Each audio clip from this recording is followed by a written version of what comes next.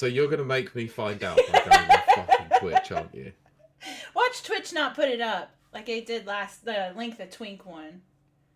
Oh, right, okay. That made me sad. Y'all didn't get to see it live.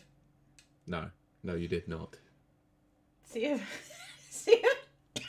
I said, you are going to make me go on goddamn Twitch just to find out, aren't you? See if this one went up. Yeah. Oh, rapid reviews. Sakes. Now you know why I name the episodes, because at least I try to attract an audience. Yeah, I don't. It's the opposite. I'm trying to push people away. Did you know about subscriber growth? I know. Take everything I do and do the opposite. Yes. So subscriber growth means that you should try and entice people in with a name that probably discusses what we're going to be talking about. I don't think we're going to be talking about Gary Busey today. Or Bussies. Let's not. Ah. My God. Alright, let me bring the chat open. Not there. Yeah, nobody's there yet. People are here. But... Nobody's here yet, and I haven't started drinking yet. Oh my gosh, this is my jumpy chair. I don't know about this chair. Oh yeah, I forgot you bought a new chair. Yeah, it's I think my whole like autistic stimming thing is rocking anyway, because I just rock. Having a chair that you can rock in is probably not conducive to my. No, it probably makes it a lot worse. Okay, now I'm gonna start drinking. I've had 6 espressos. Jesus Christ. And 1 thing of French fries. What do you call them? Chips. Taco chips. Which is so healthy. So healthy. But I have lost 3 stone. And I have 1 more stone to lose. Nice. And then I'm good. You're what? I'm good at that point. Okay. Sorry, I was just checking this. I'm back to my pre-blow-up depression weight. Oh, okay. Speaking of weight loss. Yes. So the t-shirt I just showed you. Yes. So for the audience themselves, I don't know if you can see this. Barely. Yeah, there. Lift it up. Pick your shirt up, Pete. I just look like Marilyn Monroe now. Exactly. Yeah, I've got a PlayStation shirt on. This is actually a large. Oh, that's excellent, Pete. Oh, that's so good. Oh, that's so good. It didn't help that they didn't have any extra larges in the shop. Otherwise, I would have bought. Yeah, no, that large looks good on you. Oh, that's excellent. Yeah, I could do with losing a little bit more, but it still does feel a little tight. But you've lost so much, like you have. And for our audience, we'll go back over this when we're live. But I'm wearing the Banish shirt. It says Atriox on the back because I'm representing. I was going to say, I don't think many people are really going to notice the Banish. I know they're not going to get it. They're not going to understand it, so I'll have to explain it. But I'm representing. No, I didn't mean that. What? Oh, because it's on my chesticles? Yeah. Yeah, nobody's going to look. They're just going to be like, yeah, great shirt, Kai. I was going to do it as a joke. I just thought it would be inappropriate to do so, you know. First time that I would ever say anything's inappropriate. Pete, you're usually the good one. I'm the bad one. I know. That's the problem. Look, when you spend your entire afternoon with someone who's got a humour set that is exactly the same as yours yesterday, and is also a gay man, you know. Yeah. Oh, great. I have the humour of a gay man. Actually, that is true. That is 100% actually true. Yeah. Oh, gosh. I mean, it's the second week in a row that I've been with them this weekend as well. Second time in a week you've been with a gay man, Pete. Yes, I have. But my partner was also there too. So it was a proverbial freeway. Yeah, very progressive there. You know me. I don't discriminate. I hope our chat shows. I don't see sexuality. Oh, I don't see color. color. I just see human. That is the very definition of pansexual. Yes it is. Yes, you do not have sex with pans. I wish people in chat would show up. I'm sure they will, I but need I've to... just been doing my check. It might help if I actually tweeted this out. Oh, yeah. I hope we're Yeah, actually maybe. live. Being live would be We good. are. We Okay. definitely are. That's what I was just checking. I was checking Twitch. Ah, yeah. That's what they all say. Oh my gosh. What do you think I was looking at? I don't know. You've been with the gay Stuff man that I'm twice. definitely not gonna admit to on a stream, by the way, that could be blipped by Nana. I know. Oh. Oh gosh. I don't know if he's in chat. I just thought I'd say it anyway. Chat is quiet. I don't see anybody. Well, bearing in mind that it is currently in the UK a bank holiday weekend. Oh yeah, everybody's out with their significant others and doing significant other things. I have this. This Prosecco is my significant other. Oh, that could go places that I am not going to do. Never mind.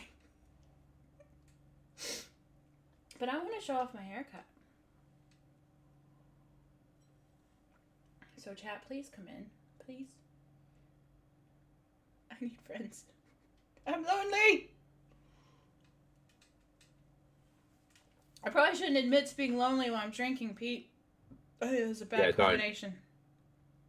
Especially on the internet too. Oh gosh. I'm so glad, like, I have no social media anymore. Yeah, I'm probably quite glad for that as well. Yeah. Nope.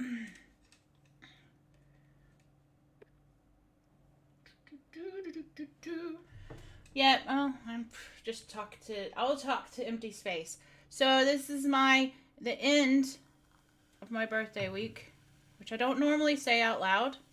Oh man, I meant to bring the things that Pete got me. Awesome gifts. Don't have to. It's fine. Pete did, though. For anyone that watches this show, Pete got me Deadpool comics, trade paperbacks. So. Oh, is that what they're called? They're called trades. Mm-hmm. Yeah, I couldn't remember TBD. the name when I was talking about. I thought they were annual. I knew what you meant. I was like, nah. I knew what you meant, though. Yeah, it's where they take. It's for our audience. It's where they take like let's say 25 comics and reprint them in book form. Yeah, hardback. Yeah. Well, kind of. Yeah, I mean, yeah. But I got 2 of them, and they're so good. I just love Deadpool. I just turned Texan. Yes. Did you hear that, Pete? Yeah, I did indeed. Just bearing in mind, I did say to you at the time, I was like, I've spent money on something I absolutely hate, and I think you knew exactly what I meant. I did. I turned to my housemate and was like, "Oh, Pete got Deadpool stuff," and he was like, "How do you know?" I was like, "Because Pete said he hated it." That's a pretty standard giveaway for anything, really. And Nana's joined as well. He says, bueno, Gary Busey here as well. Oh gosh, also hello. Did you like that I called him Gary Bussey? Is anybody gonna get that? Probably not. Well, I can't see the full name on my screen anyway, so. I put a dirty word in there that's only dirty, probably if you're from Generation Z, which is really upsetting to me. But it's probably also if you've spent any time on the internet at all. Yes. At all. But yes, as I was saying to the invisible chat, now that we've got chat here, this is the end of my birthday week, and my new friend Tegan tried to guess my age. Would this by any chance be your intern? No.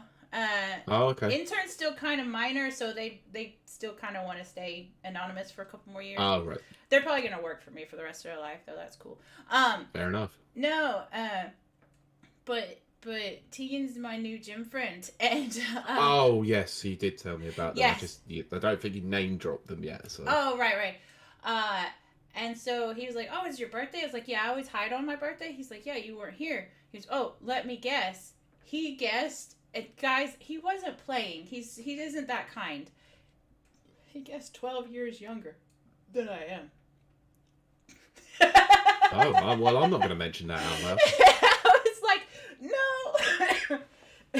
So he went up another year. He's like, this number? And I was like, no. No, unfortunately not.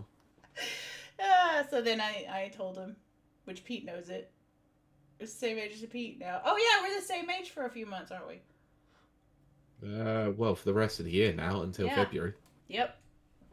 Almost like being born in the same year means that you'll be the same age for a certain amount of time. Pete's older than me for like 3 months. God. Yeah, don't remind me. Haha. You still don't have gray hair. We talked about this the other day. Yes, I do. Barely. And it looks distinguished. Look, I need a haircut. I need to get rid of these bastards. Oh gosh. No, it makes you look like all distinguished and stuff. I was about to say and shit. Don't say that, because everyone says that to me. It just makes me feel old. Distinguished. You clearly don't know who I am then. Well, I'm not distinguished in any way. Okay, I have to take... Yeah, show it. I want to see it. I've been waiting to see this. I'm going to take my headphones off. Now, once I take these off, I cannot hear you guys out there in Never Never Land. But I do want to show my haircut. So nobody calling you saying XG say that. Oh yeah, whatever. It's the Gwen Stacy haircut.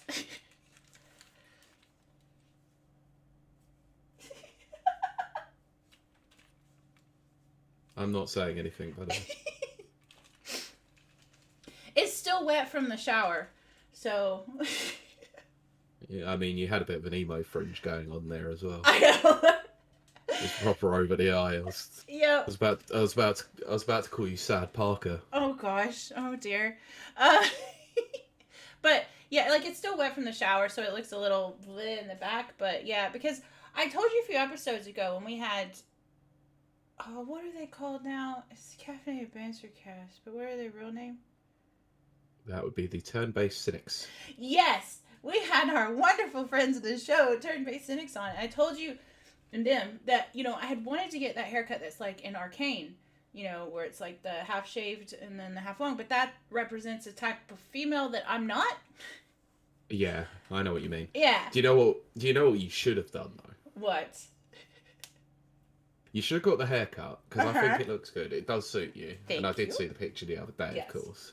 Yes, but Pete I got a want to see picture it of it. properly in motion. Yes. You definitely should have got the handprint shaved into the Oh side gosh.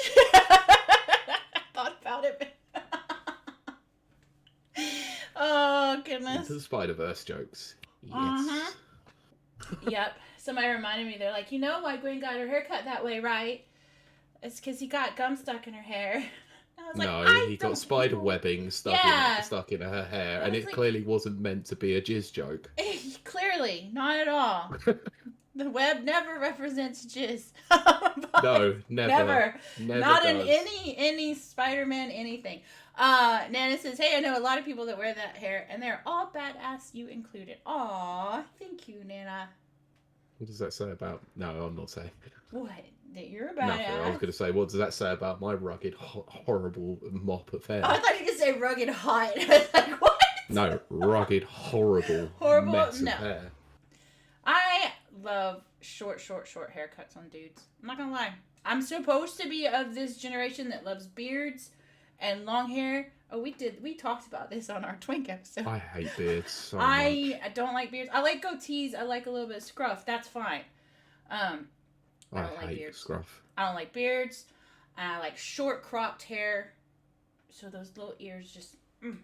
I love ears. Ears and eyebrows. Look, we all have our things.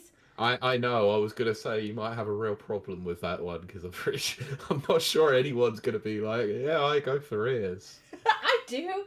Turn on. Have you seen Kiley Murphy? What the hell has happened to this show already? Oh my god, it's my birthday week. So, and that's our list. I mean, come on, 3 sex jokes in I know. 5 minutes. This is a lot even for us, but you know what? It's I know. just that episode. It's that's the name of it, Pete. It's that episode. That's the name. It's that episode. All right, I'll put it in. That's what she said. But that's what he said also. oh gosh, oh no. Oh, stick around. It's gonna be a bumpy ride. I was gonna. Oh, it's about Kenny Murphy's ears. Oh, I just love ears that stick out and pointy eyebrows. May I ask whether you had a thing for Orlando Bloom back in his Lord of the Ring days? I didn't, because, and here's the thing, because that's what everyone says. Because I'm always like, I just really love elven guys, and they're like, here's some about Legolas. No. Orlando Bloom, who is a very nice, or was a very nice, attractive dude, doesn't actually have elven features. They had to put all those prosthetics and stuff on him. But Yeah, but neither did Liv Tyler. But no, damn. no, Liv Tyler does look elven. Yeah. Slightly. I mean, she still had to have some prosthetics, but That's what I mean. But still, I can still appreciate it. Go, damn. Yeah. No, beautiful, beautiful girl. Can't believe her father is Steven Tyler. No, I can. Notorious frontman of Aerosmith, who would literally F anything that walks. Yes. Apparently still does. Have you heard the latest? It's bad.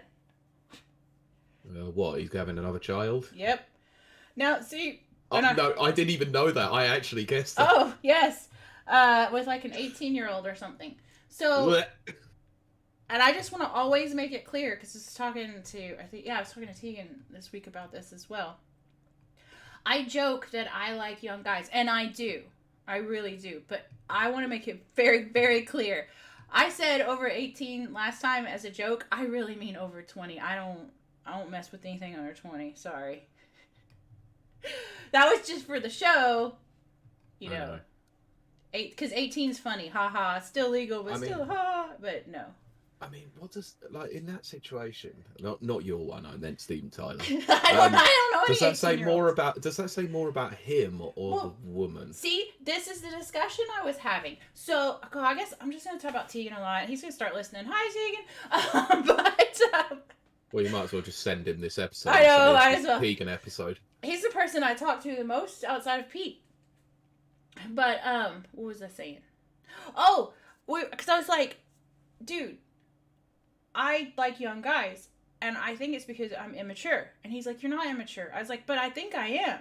Because I like play video games and read comic books, and like, he's like, no, it's not that you're immature. You are a child at heart. And I was like, what? God, he's only doing the worst thing and stoking your ego. That's not good. You have the heart of a child. And he's like, that's why you like younger guys. And I was like, I like that better than my thing, which is I'm immature. So it could be that Steven Tyler has the heart of a child in his bedroom, locked in a closet. Either that, or he's taken so many goddamn drugs over the years that he still thinks he's 18. It's crazy, though. Okay, just a warning for our watchers, because we don't have any listeners yet.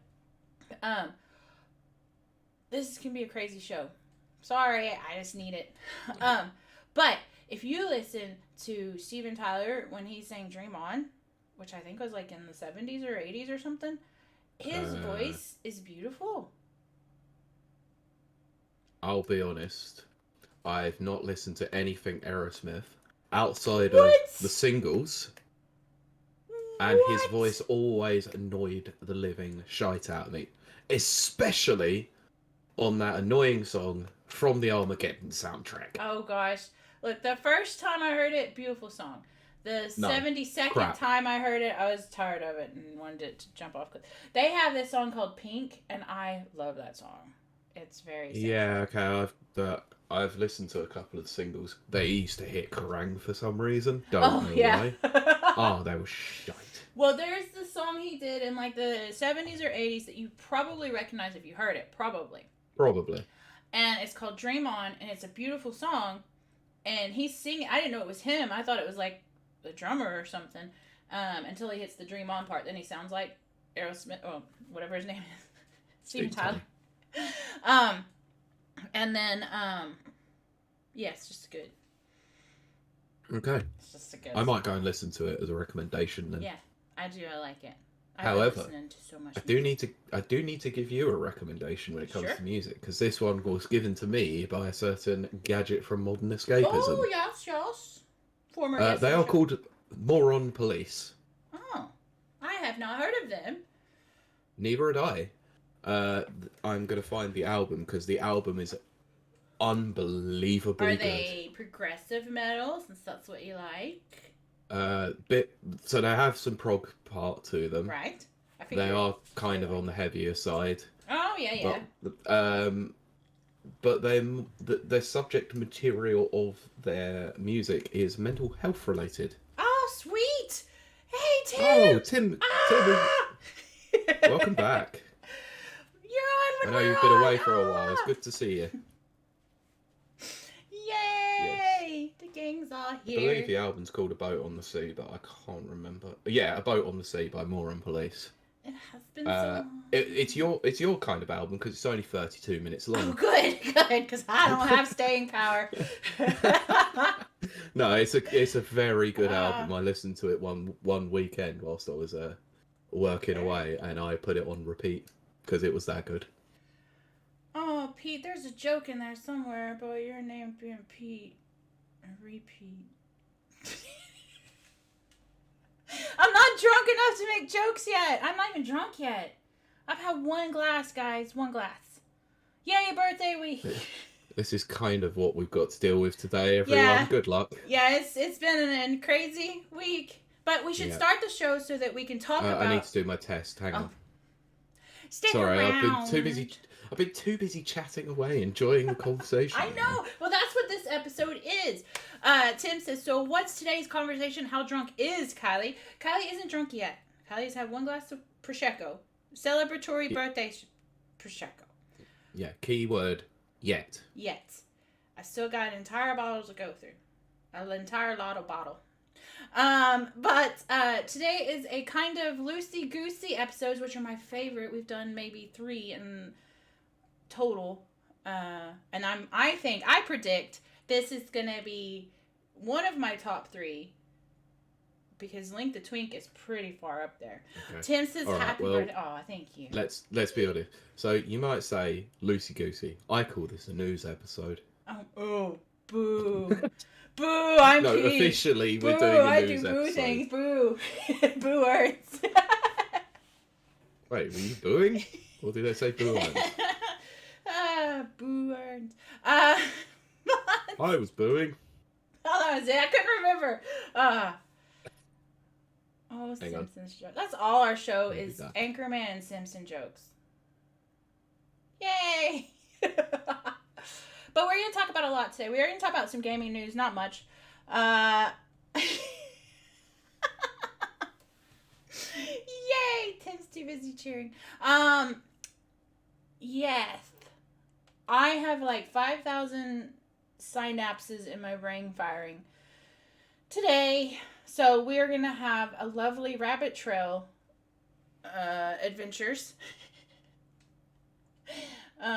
While Pete is checking his volume. I'm here. Okay. No, I was trying to I was going to see if I could make a reference out of that last comment from Tim, but I'm not going to. Oh, okay. We have to show off our shirts again when we do the... I know that it's for our audio listeners, and our audio listeners can't see our shirts, but we still need to talk about them. Yes, we do. Mine I can describe my t-shirt, it's fine. What are you wearing, Pete? Well, we'll do that obviously on the show. Yes. I didn't show you the back of it anyway. It's just got all the controllers on the back. Oh, that's so cool. It's kind of cool. Yeah. I'm not going to show it. I'm not going to turn around. Nah, because I was not going to turn stand up around. and show my back. You know? Yeah, I'm not going to show the back of mine either because I'm too lazy. No, that's my point. I can't be bothered. I'm too lazy as well. Yeah. I'm going to run another quick test recording because mine was coming out a little too loud, so I just want to make sure I've on my side or yours? No, mine. Okay. No, I've turned the gain down on my microphone. Oh, okay. Yeah, see, this is what I do. I'm a perfectionist. I can't help this. I'm Pete. I'm perfectionist. Blah blah blah. All right, do you want to edit? No. Do you want to edit this show? No. Do you want to put No. out a social media post? Do No. you want to do all of that? I don't want to do Well, any I suggest of you that. shut up then. Just I suggest you keep quiet, stay in your corner until I ask for you to be the talent. Oh, whatever. Perfect test recording. Oh my goodness, it's so hot in here. I need to turn the fan on, but it's so loud. I'm telling you guys, this episode is going to be cray-cray. I'm at a cray-cray week, which we will go into. And I'm now on my second glass, which I'm starting to feel it. Can you feel it? And I also have to pee. Oh, damn it. What? Sorry, what was that? Nothing? What did you say? No, you said what? You said what? Oh, because you said dadgummit or something. I said damn it, actually, because I don't do the Dadgummit! or whatever it is. Dadgummit! I accidentally deleted that test recording because I was going to use that bit of you going, "Yee." Oh, well, I'm glad you didn't. Yeah, Pete erased it. Yeah. Thanks, I was recording that. Oh, great. And I laughed No, right I in the wasn't. microphone. Okay. It wasn't Okay. really. Because I was Had you worried for a second? I did, because I sent that into, like, the yellow. I got way too close to the mic. Oh, okay. That's fine. All right. By the way, I can recover it anyway, so I might still do that. I'm Pete. I can recover things. Yeah, it's called in the recycle bin on Windows. It's not exactly like, you know, taking my hard drive back by 5 minutes, like, you know, or Windows. You can do that. I don't know too. that. It's Time Machine. It's Yeah, I don't know how to do that. It's called Time Machine. It's an app for Windows. Anyway. No, I meant that you could actually take your system back to a previous point when you... previous save state. Yes. Yeah, I have never... I don't remember how to do it. I do it all the time because I'm always breaking my poor computer. Well, I think that says more about the fact that you need an upgrade to your computer rather than you breaking it. Well, I do. Is that toilet paper? Why do I have toilet paper? Why? Excellent. Why? I don't do things in here that require toilet paper. Pretty sure you're also not a man. No. Oh! Oh my god, how? I'm not gonna go there. Yeah, let's not go there. Down that rabbit trail. But Pete, count me off. I will, okay. Right, starting the show in 3, 2...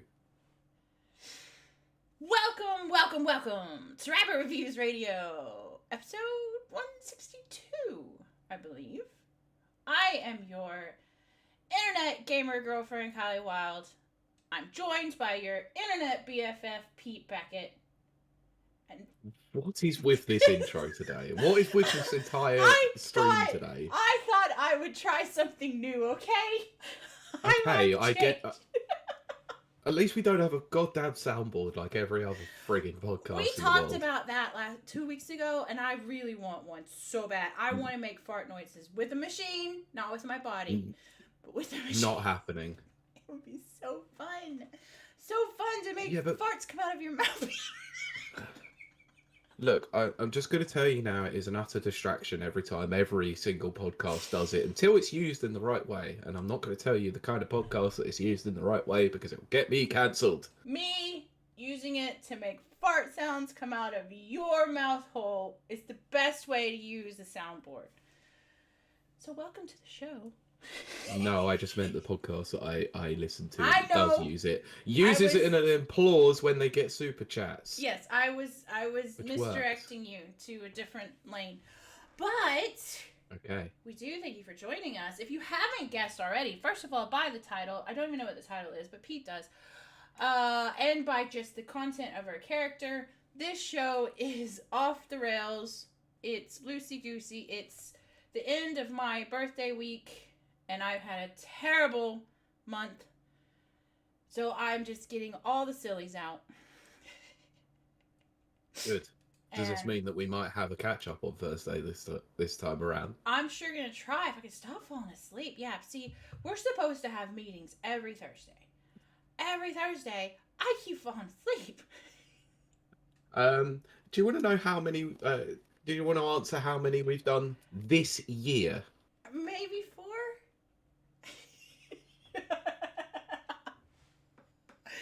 I didn't hear that, by the way. Yep, good. Okay. But we've had we've had more than one, right? One. Oopsie. This whole year. Now you can understand why most of the episodes have been rushed, put together. They're not rushed. They're beautiful. They're beautiful and lovely the way God created them. What is God? Thank you for joining us on this episode. And we are going to talk some games in news. gaming Yeah, news. we might talk about 35 games later. Maybe we're not gonna go through. I can't. I can't go. No, through I don't think we're going to go through all of them. Okay, We're going to talk about a fair few of them, but there were 35 games discussed. I know. Well, but for our listeners at home who cannot see our lovely fashion choices today, Pete is representing the enemy. I mean, the other console. Pete, would you like to describe what you're wearing? I am currently wearing a blue t-shirt, so that might be a small indication.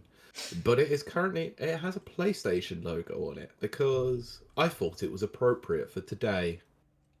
And I'm wearing a banished baseball tee with Atriox as the name on the back because I'm a rebel and I'm an Xbox fangirl who said bleh to the PlayStation and decided to wear an Xbox themed shirt. Thank you.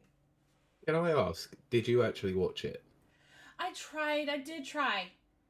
I don't want to give it away, but Let's discuss that later then. okay. Anyway, but you Tim in chat says hashtag Team Pete. I think after the last 2 weeks, I think that's pretty much most of the audience. Yeah, I say Pete needs all the help he can get. But Pete, how has your week been?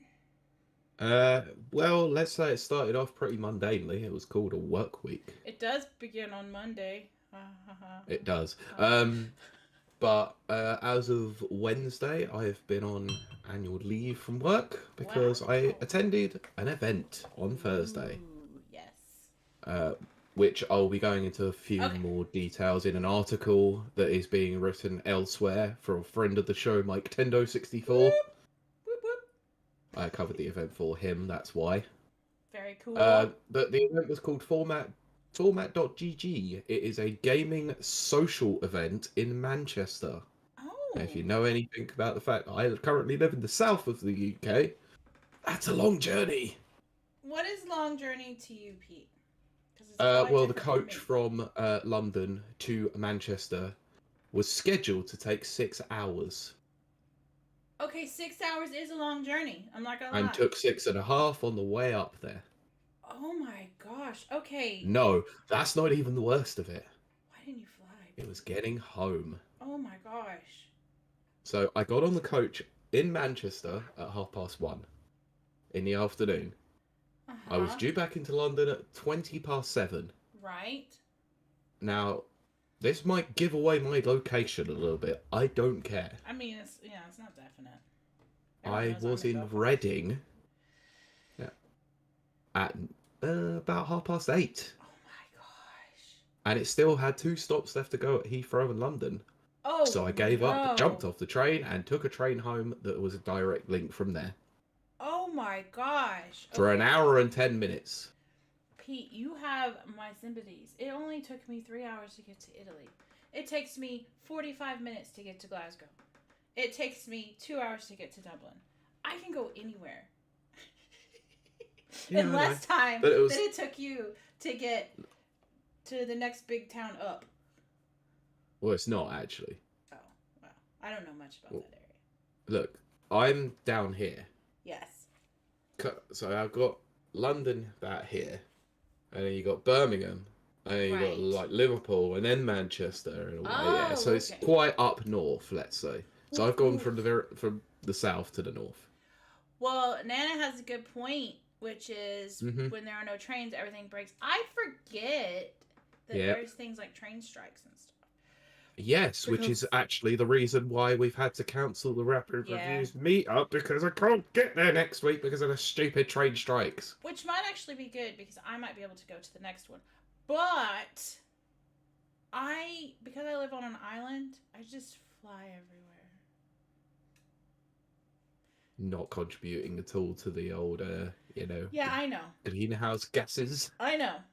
But I have no excuse for that. I know. I don't care. I mean, it cost me £35 to get to Glasgow. It cost me £45 to get to like Birmingham. I can get to London for like 50. So nice. Have a guess how much the coach cost me to get to Manchester. Oh my gosh! Tell me, Pete. I gotta know. £22. Oh, okay. Okay.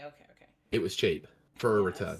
Okay. Because I was like, why And didn't you fly? But at 22 pounds, all right. That's why.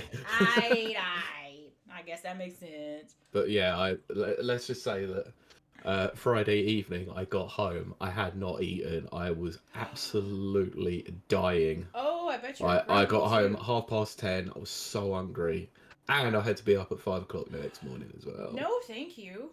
Why were you playing golf? I was. See how good am I? Very. Oh goodness. Thank you, Bearded Green, who is now following. Thank you. Glad to have you. Thank you very much. It's a great episode to join us on because we're not talking about much today, but we're as some people on the internet might say, we're shooting the shit. That word, yes, talking about Buseys, and buses. I mean, it did come We're up. talking about buses. But Britt said, "Oh wait, no." Nana says I had to get a coach from a half-hour journey that ended up taking 2 hours. Yep, been there, done that before. No fun. Brent, my next big town is 30 minutes away. That's pretty normal, yeah. The next big city with an airport is over an hour away. Now that's how it was in Texas. I lived in a little town. The next town was Houston, and that was an hour. I mean, to be fair, I live about 20 minutes away from a major airport and probably should have flown and could have flown, but yeah, £20 was. I mean, you can't. Or £22. Yeah, like that's my thing. Okay, so it's like this, and guys, again, loosey goosey episode. I'm just gonna follow whatever rabbit trail I go down. I picked Ryanair because hey, Mike Tindo, woo, friend of the show. He must have known I was talking about him. Were your ears burning? But like I picked Ryanair because everybody's like, oh, Kylie, why don't you just fly first class or whatever? Look, the reason I have money is because I am a cheapskate, and Ryanair gave me tickets, a return ticket to Italy for £100. I mean, come on. It was a terrible flight. It was miserable and was awful. It's a no-brainer to me, though. Yeah, exactly. And it was only 3 hours. It's like, suffer for 3 hours. You'll be okay. You know what I mean? Look, I flew Ryanair when I went over to Ireland earlier on in the year. I didn't think it was overly that bad. But then again, it was only an hour. Oof, yeah. Yeah, see, it's only, see, man. That was the unfortunate day where I was watching a TV show and happened to find out that Meghan Markle was in that show, and I forgot all about it. Oh dear. I might have offended someone on the plane because I said, "Oh my god, she's a terrible actress," and that person who was sat next to me then moved. Oh dear. Yeah, completely unrelated, clearly. Yeah. Just put it on like Game of Thrones sex scenes, and then you'll just have a whole plane to yourself. Well, then again. Yeah, no, not. thanks. I'm alright. Yeah, maybe not. But so my week. I was going to ask you. Yeah, I was getting to that. All right. So I don't celebrate my birthday, but I kind of also feel crazy that there's no one on the planet except, I guess, Pete, my housemate, that know when my birthday is. Guys. And you didn't exactly give up that information willingly. Even my sister doesn't know. She wished me happy birthday on the wrong day. Look, even I did it a day late, but I did apologise and said I was supposed to. Oh, but I love that. I love that I muddied the water so much that my own sister did the wrong day. That's hilarious. But I'm always like super reflective on that. Plus, I've just had a really crappy month, which is why we're going to do a very brief, we got this type thing. But, which basically, I'm just going to say this. Sometimes life sucks. And then I'll talk about good things. Don't worry. We're going to end on a positive note because that's what we do here. But sometimes life is weird. And let's say you lose people in your life, but not like nothing happened. Like nobody had a fight. Nobody got mad. Just life happens. And then people like me who are very sad and lonely.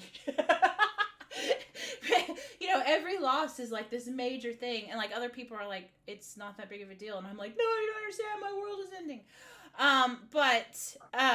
Oh goodness. gets interrupted with, by the way, ever since podcast episode 160, please go watch that. Links with Twink. Listen. I can't look at the Great Fairy Tears of the Kingdom without remembering Kylie and her twink boyfriend. Oh, one day, I will have my twink. But I still just remember that episode for the episode that will never end. yes, we could have went another 3 hours, I think. I'm thankful we didn't. Oh, we brought that up also at the top of the hour. Anyway, but this is we got this segment. Real, very brief. We got this segment. Just to say that, look, sometimes life sucks, and there's no reason for it to suck. Like, there's no cause, no effect. So you have to kind of like try to find positive stuff. It's very difficult. So what I did is I went to the gym. The gym is my home away from home. Everyone knows this if they've been paying attention to the show. Sorry, you go to the gym? I do, Pete. You want to hear all about it? It's CrossFit. And I mentioned this too. Like over lockdown, I got very, very isolated and depressed, and I literally was alone. Like I always kind of joke about being lonely. It's not really a joke, but you know, I do a haha. No, I didn't have anybody, and so I got really fat. Well, my version of fat, which, as my friend Tegan reminded me, my version of fat is not what other people consider fat, but I don't care. It's my version. And so I didn't get to go to the gym for like 2 years. Well, this past year I've been getting back into it, getting in that gym life, making those gym buddies and all that kind of stuff. And then this week I accomplished a 5-year goal, which is, if you know anything about gym stuff, there's this thing called a plyometric box. You jump on it. It's just a big box, and you jump on it. And for females, it's 20 inches, and for males, it's 24 inches. And I thought, I'm never, ever going to do this, because this is like, we're in like actual athletics once you hit like a 20-inch box. Even though I'm really tall, it's still cray. So with the encouragement of Tegan, I did it. I just did it. I jumped on it, and I made it, and I jumped up, and I stood up really tall. And I turned to the rest of the gym, and I was like, "Are you not entertained?" And it was awesome. And it like it took. Of course you did. Yes, of course I did. It took my mood from like low, and then brought it back up. I mean, I'm still sad. I'm gonna be sad for a little while. I am mourning the loss of a past life, I guess, is the best way to say it. But you can't wallow in that pity all the time, even though it's comfortable and it feels nice. It doesn't feel nice. It feels terrible. It feels comfortable. That's what it feels. But you have to find a way out of that pit. It's very difficult. And that's really what I'm trying to say for our We Got This segment, is that I understand. You have those times where it could be the loss of somebody. Either lost through circumstance or, you know, bad stuff like, you know, death or whatever. Just people move on. They get older. They grow apart and away from you. And you have that loss and you get confused and you think, did I do something wrong? And you go over it in your brain 5,000 times and you can't find where you went wrong. You can't find the logic of everything. And you get kind of stuck and you wallow in it. Well, just try to find that single little tiny thread and pull yourself up out of it. That is way easier to say than do. So don't think I'm belittling anyone's experience. I am not. But I promise there's a shiny silver thread that you gotta find it and you gotta hold on to it, and then it will lead you to a big giant sweater.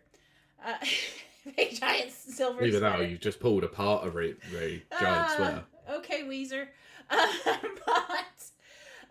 that's why we got this part. But I wanted to add to that as well. But that's the like serious stuff out of the way.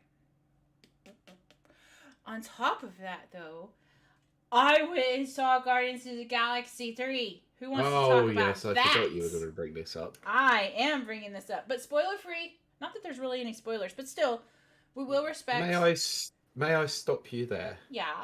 because I can talk about this a little bit Yeah, more I now. want to. I want to. Yeah, yeah, yeah, yeah, yeah, No, yeah, no, yeah. there's a reason. Because the Never Watchers episode on the Guardians of the Galaxy Volume 3 is currently out now, so please go and listen to that for more thoughts. But I am going to keep some of it very Yeah. spoiler free and brief because I want you to listen to it. Yes, exactly. So don't be offended or whatever if people It was can't. up today. Well, yesterday for audio listeners. Go get that. Go get it now. Listen to this first. This is your more. No, I made sure today to edit that episode to make sure it was out so I could talk about it today. Yes. Yes. So, okay, first of all, I am what you call eccentric. I am. I just am. I've accepted it. I used to get mad when people would call me that, but I am. I have money and I do crazy things. So sometimes what I'll do is I'll buy up like an entire row. Sometimes the row in front of me. Sometimes the row behind me. In a movie theater. Because I don't like strangers. I just don't. But this time... Oh no. This time... No, I was just seeing the tweet that went out for the Never Watchers episode. goodness. It just reminded me of something stupid that happened in the recording. Oh goodness. But this time I went and there was no one in the theater, so it was me by myself, right in the center aisle. It was perfect. So I mean, look, that is a fair point that Mike raises, by the way. Rich What's people that? are eccentric, poor people are just crazy. I mean, it's you ain't wrong. Cause back in East Texas when I was poor right trash, people was like, "Oh, you're so weird, Kiley. You're so weird. You're odd. You're so And then I got a lot of money, and people were like, "Kylie's just eccentric." I'm like, okay. Oh, Kylie's weird, but the good kind of weird. Yeah, the good kind of weird. Maybe she'll give me money. Yeah. See, I'm a little bit cynical, but anyway, not my point. What was my point? That third glass is really hitting me. You are you usually buy up seats in the cinema so you could be on your own, but you didn't have to because it was empty. I didn't have to. It was empty, and so I was like, that drop-off rate is pretty bad then. well, I mean, it must be. That did cross my mind. But I went in. Look, I almost said Game of Thrones. I love Guardians of the Galaxy, the original. The second one, I had parts that I loved. Mm-hmm. But I didn't love it overall as much. I'll say that. I didn't go in with high expectations. It's a long movie. 2 hours and 20-something minutes. Which is a long time for me. Anyone that had seen it around me was like, it's going to be sad. That's not a spoiler, by the way.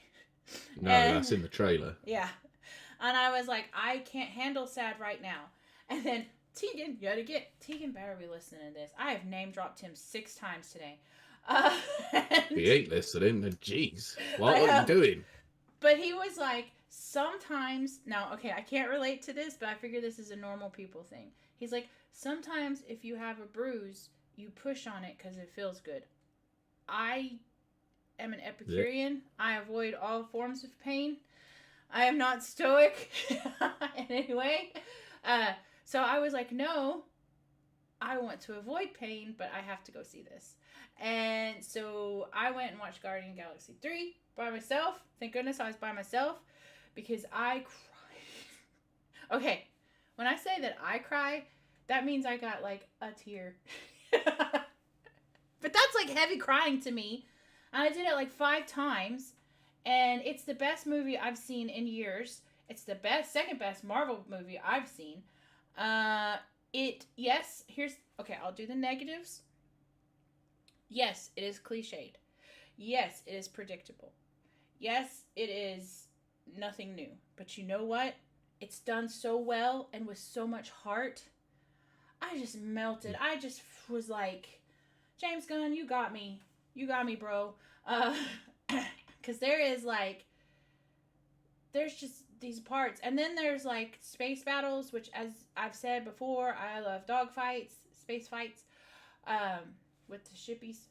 And they pew, pew, pew, pew, pew, pew, shoot each other. I love that. And I love fight scenes. And I love Nebula. And this time I related to Quill like so hard. because he drinks a lot. And all I have to say in my very disjointed review is that is probably the best Marvel movie I have seen in forever. And just outright forever. And Pete, I know you can't elaborate, but what can you share with us? I thought it was fine. Which, if you don't know Pete, that's a very good thing. It was a mid film for me. Oh, goodness. But see, I am a cheesy sucker, don't forget. I know you are, but I'll just briefly sum up my thoughts on it. It's the best. I agree with you. It's probably the best that Marvel have done since probably Infinity War and Endgame for me. I was gonna say Endgame for me, yes. But that's only because Spider-Man: No Way Home doesn't count as a Marvel movie. It's a Sony movie. Well, see, and that's why I always debate. And also, I also think that it's the whole nostalgia angle that keeps that film going. And the film is actually kind of weak. Well, okay, now actually I agree with Pete on that, but I will still do this aside and then let Pete continue. But my absolute favorite Marvel character movie is Deadpool, but I always hesitate in saying that because people get little like, but Deadpool wasn't a Marvel character, Marvel Cinematic Universe. It's like, just shut up. Just don't. It's a Marvel character. Yeah, exactly. Just because it's produced by Fox doesn't mean anything. But anyway, yes, continue, Pete. So yeah, I think it's a mid movie. It has heart, like you said. Yes. There are some good character performances by some. There are some questionable things, let's say. There are. You're not wrong. There's some logical leaps in there that you have to take. Yep. Yeah. For me, probably the best part of it is the High Evolutionary. Oh, it's so good. Really good to see a villain actually be a proper villain rather than this sympathetic person who's misunderstood. Yes. Shut up! Don't care. Villains are supposed to be villains for a reason. We've said that before. It's so true. Yep. The second MVP of this is Chris Pratt, without a doubt. Wonderful performance, fantastically dynamic, very emotive, very one of his believable best. performance. But I do have a logic leap in terms of one thing that happens towards the end of the movie. Okay. And the fact that he doesn't have certain equipment that has been there with him for 2 whole movies. Yeah, that was definitely, what do they call it? Like crowbarred in. Yes, it was. And even to the point where a YouTuber by the name of Mauler actually brought this up to James Gunn, and James Gunn basically told him to shut up. Oh. It was like, you didn't put it in your movie then, you idiot. Oh, goodness. Well, I mean, the thing is, there are a lot, I hate to say that, but there are a lot of logical leaps that are done purely to get an emotive reaction. I will say, it does earn its emotions. Yes, I agree. Yeah, I don't like films that don't, I love cheesy, but I don't like films that don't earn. Thor, Love and Thunder, perfect example. They didn't earn their emotional responses. That actually made me angry. Sorry. What? Tim, spoiler free, please.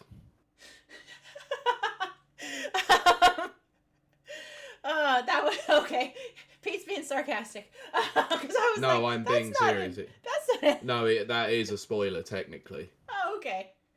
That's what I was talking about. Ooh. Yes. Yeah.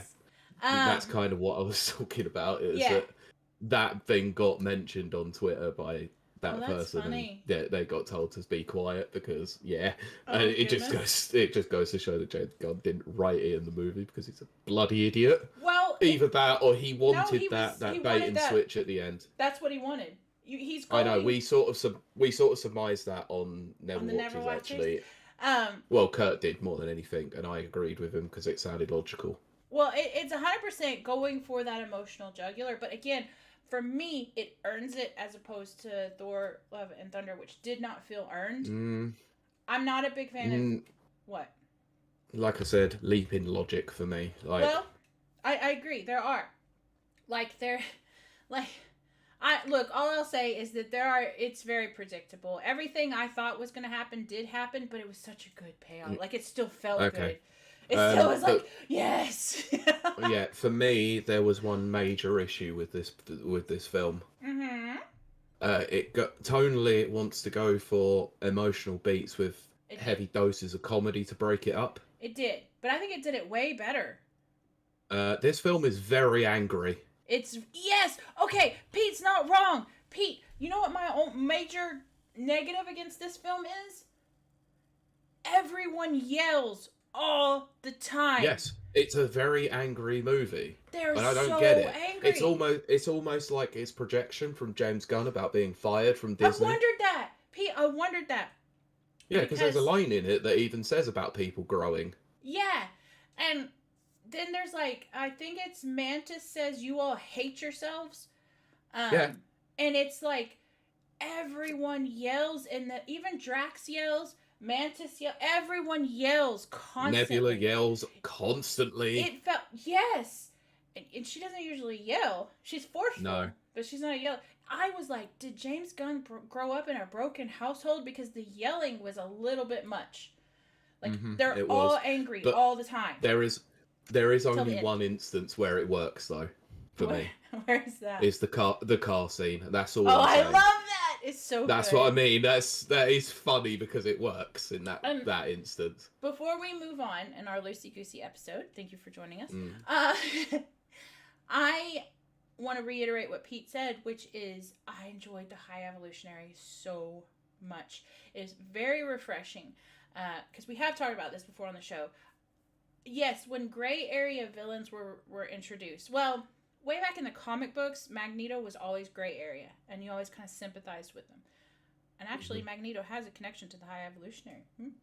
But to be fair, actually, there was a big difference between that and Magneto, but I'm sure you're probably going to go into that. Yeah, because then we went to, like, it started to be in popular media. You know, Game of Thrones was probably the biggest one that was like, nobody's really a bad guy, nobody's really a good guy. Everybody's a blend of both. And that's true, and that's realistic. And then Once Upon a Time did it with the Queen of Hearts or whatever. And then all their villains started being sympathetic villains. And it was like, at first that was kind of cool because, yes, no human is all bad or all good. We're a mixture of both. And I love that. Wrong. There are actually horrible people in the world. Well, yeah, but see, when I was about 14 or 15, I saw a picture of Adolf Hitler, who's the worst human that was ever known in existence. He loved his dog, Pete. He loved his dog. And I was also like, a vegetarian, but does that mean that every single vegetarian is a fascist? No. But that did make me go, whoa, so bad people can love their dogs. That, like, really so he had compassion for dogs and white people. Yes. And the Aryan race. Yes. Congratulations. But that really messed me up. So, yeah, when this kind of, like, gray villains type thing started, I was kind of on board with that. But then it got old, because what are we, 10, 11, 15 years now? All the villains are sympathetic villains. I just want a bad guy. I want to cheer for the good guy. Abby. What? Sorry, I just coughed. I didn't say anything at all. But what did you cough again, Pete? I said Abby. Yes, which we will do another show on that, I'm sure. Woof, don't get me started. But this time, the High Evolutionary, we got to have a villain. He tried. Now, this is what's so funny, because they tried in a way to make him sympathetic. Kind of like... No, just made him more of an ass. Exactly. Like with Thanos. Thanos was like, I'm going to, make the universe better because I'm insane. Okay. Yeah, okay, he did do that, but then obviously when we come to Endgame, and he's come back, into the future from the past, and he's just like, sod that plan, it clearly didn't work, I'm gonna kill everyone. Yeah, exactly. So he went full on, like, sod this, I'm an actual villain. Yes, well, they try, it's like they hinted at the High Evolutionary kind of being like, I want to make a perfect world. Oh my gosh, that lesson. Oh, there's so many good lessons in this movie, but he's like, Pete, Quill and everybody's like, you can't, like, perfect doesn't necessarily mean good. Imperfect is good. Which is just like, yes, thank you. Yeah. Spoke to the perfectionist in me. But anyway, so, they did try, they gave him a kind of an illusionary, like, I'm kind of a good guy, but you knew he was not. He just was a bad No. guy, and I love that. No, in all I love those that. like flashback sequences with Rocket, you're always looking at it going, Oh yeah, gosh. you try to Yep. come across as sympathetic, but you're Mm. clearly not. There's something more menacing and more sinister under the Oh hood. gosh, and that performance was so good. He was so Yeah, good. I have to reiterate it again. I apologised multiple times for the pronunciation of the name because it's bloody hard to say. That's why I'm not saying it, Pete. Yeah, I know. But props to the actor who did that role because damn, Oh, so good. And Warlock was good. Oh yeah, and was then he? Was he? see, people kept saying he was bad. I thought he was okay. It was a Wasted wasted. opportunity, No, and it was a wasted character. I have my theories on why it was a wasted Because he's opportunity. gonna be a side character. He's got to have his own spin-off, right? Wrong. Oh. No, did you stay for the post credits? Yes, of course I did. Okay, so you know obviously Uh-huh. what's happening next. So, but I don't think that's actually happening. I But think that's see, done. I But wanted anyway, to. Well, James Gunn said he's done, and yeah, I Quill's know. Well, done. he's gone off to DC. He's gone off to DC anyway. So But I would love to see an expansion of not that. happening. I I don't see it know, happening. but it was so good, guys. Just go watch Okay. it. It's a very Anyway, good emotional movie. I know that's not what we yeah. were talking about today, but No, I know, but but yeah, here's why I loved it. What I wanted to reiterate was I've had a very tough month. yeah. This movie was very cathartic for that. It Well, let me yeah. cry my kind of crying, which again is not boo hoo hoo, but it's one single tear. Ding. But it gave me a reason, an outlet, Would you, and it just helped. sorry to make a reference here. Oh gosh. Would you say it was like the Native American from The Simpsons who sees Yes. that one piece of trash? And then turns to the camera. That's Don't based wanna, on. you may not want to look around. That's based on a commercial from like the 70s I know or it is. whatever. I saw it on YouTube. Um, Yeah. But that's not the reason we're here, even though it kind of is, because this is like a solicitous episode. Yes. Sorry to stop you there. If you want to hear my theory about Oh, Adam yes. Warlock and why he sucks in the movie, then go and listen to their watches. If you want to hear mine, just email me, because I'm not on social media anymore. Okay. Well, yeah. I think the thing is, you know what I was going to say about it anyway, and I you do. know about his origins in the I do. comics. Oh, yes, I So do. therefore, and based on where this film is in terms of the phases, I think you can gather what I was saying about it. Yes. Yes. There were, like, okay, first of all, there were a lot of Easter eggs, but there were some Easter eggs that I thought there's an opportunities missed. Let me just say that. Okay. Can you tell me then, because I might have got this wrong on the show, what the suits were all about? Was that a reference to an old Guardians comic? It kind of was in that it's the 4-color process, and that is what it used to be. Yeah. There was some strange aesthetic choices that I think were just James Gunn being James Gunn. But, Yeah, I mean, okay. that is CMYK. That is the 4-color process that comic books used to be printed in. So, Okay, yeah, I didn't think it was that. I'm pretty sure it did have something to I do will with say- the old Guardians, like the original Guardians. I will say that the Ravagers at the end are also the Starjammers. So, I was, like, very happy to see some of them. Some of the alien races there, because I never in my life reading those comics thought I'd ever see the alien races on screen. Seeing them on screen was actually quite a treat. That's not a joke. So thank you, James Gunn, for that. 12-year-old Kiley was very happy about that. But those are usually Starjammers as opposed to Ravagers. But hey, whatever. Yeah, whatever. It's fine. Yeah, whatever. But anyway, yes. We're going to move on from that, although I just really loved it. And I may go see it again. I don't know. I might. Fair enough. I really loved it. Look, I'll be honest. I did a double bill when I went to go and see it. Oh, what'd you watch? I watched Mario before it. So another Chris Pratt movie. That was your also second? Was that used your No second? Sleep Till Brooklyn in its Oh, in its soundtrack as well. Oh, gosh. Oh, yeah, the music. So, also, let me just say, I've had Dog Days of Summer on repeat Of course you have. for like a week, and I'm just being Drax. Anyway. Yeah. The breakdown. But anyway, but does that mean you watched Mario twice? I've seen it twice now, yeah. All right. I still haven't seen it. But, well, no, I did watch it, but I didn't. I was like, I zoned out. I'm not. Yeah, I'm not saying a thing. Yeah, I zoned out on that one. I got a. Okay. I sold the C's for it till I have it. Yeah, that's why I wasn't gonna say it, Kylie. Come on. Christ. Yeah. So I may rewatch it with less alcohol in my system. But I'll probably pick up the Blu-ray for it. well, see, I don't have to now. I have it. I'm terrible. Like, you know, like, it doesn't matter. But I do still sell the 7Cs, and I always will. Because fight the power, buddy. No, I tend to when it's something I don't want to pay money for. Well, like, to be fair, when Mario came out, and before we did the show, like a week before the show, when Pete and I were going to do the show, I was like, I am too depressed to leave the house. And I was. Oh, because I think I had bronchitis. I just got back from Italy. You weren't very well, but I did give you homework. He gave me homework, so I just went out and sold the C's. And so you floating. did it. So you essentially, for the homework, you found a Cliff Notes version. Now you know how I got through high school and college. Yes. Yes, I do. Anyway, let's move on. Yes, for the whole real reason that we're on this show, which that was the real reason. But no, we're gonna go. Well, Pete, I guess I'll let you do the order of things. I was gonna start with the PlayStation Showcase, but you know what? We are no, not. We're not gonna we are not because we're gonna cover a story that's I was gonna important say, to you. Pete, what's been going on this week that we should talk about now?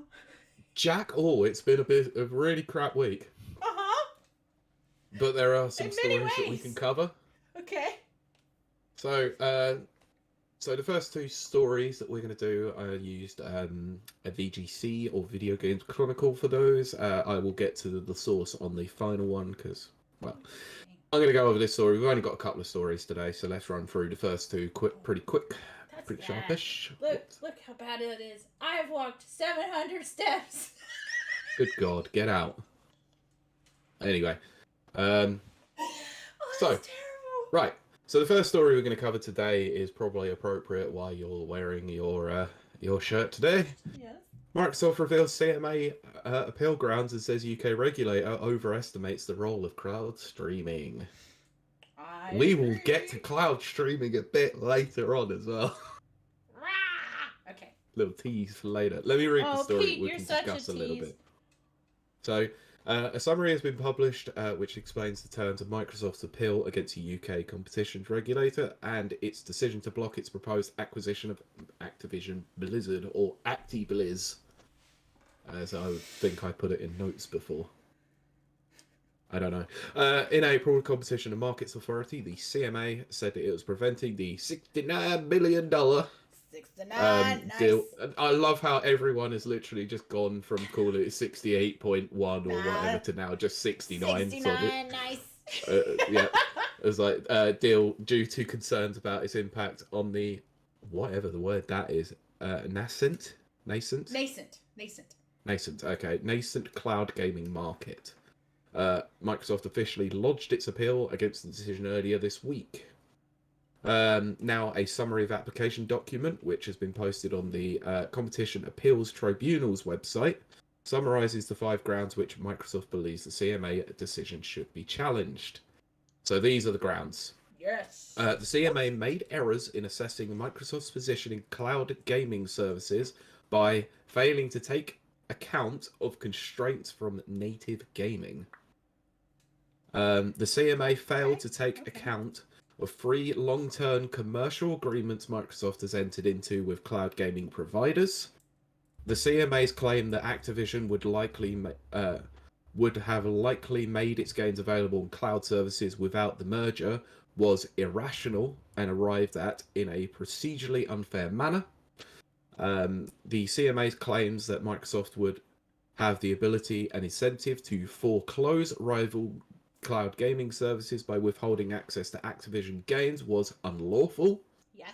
Overall, the CMA's decision was a breach of its common law duty of fairness and its own remedies guidance. Yeah, so I will just read this last point.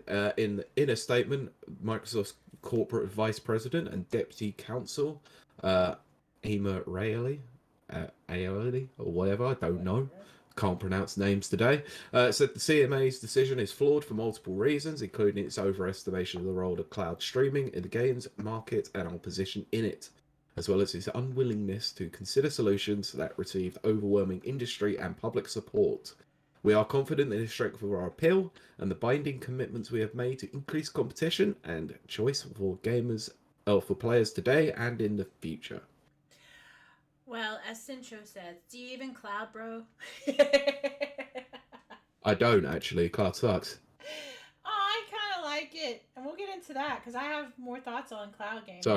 Sorry. I apologise. I was talking about Cloud in Smash Brothers. Oh. Nobody's ever going to believe that. No, not at all. 0%. Okay, Kylie, as the Xbox fan, what do you think of this?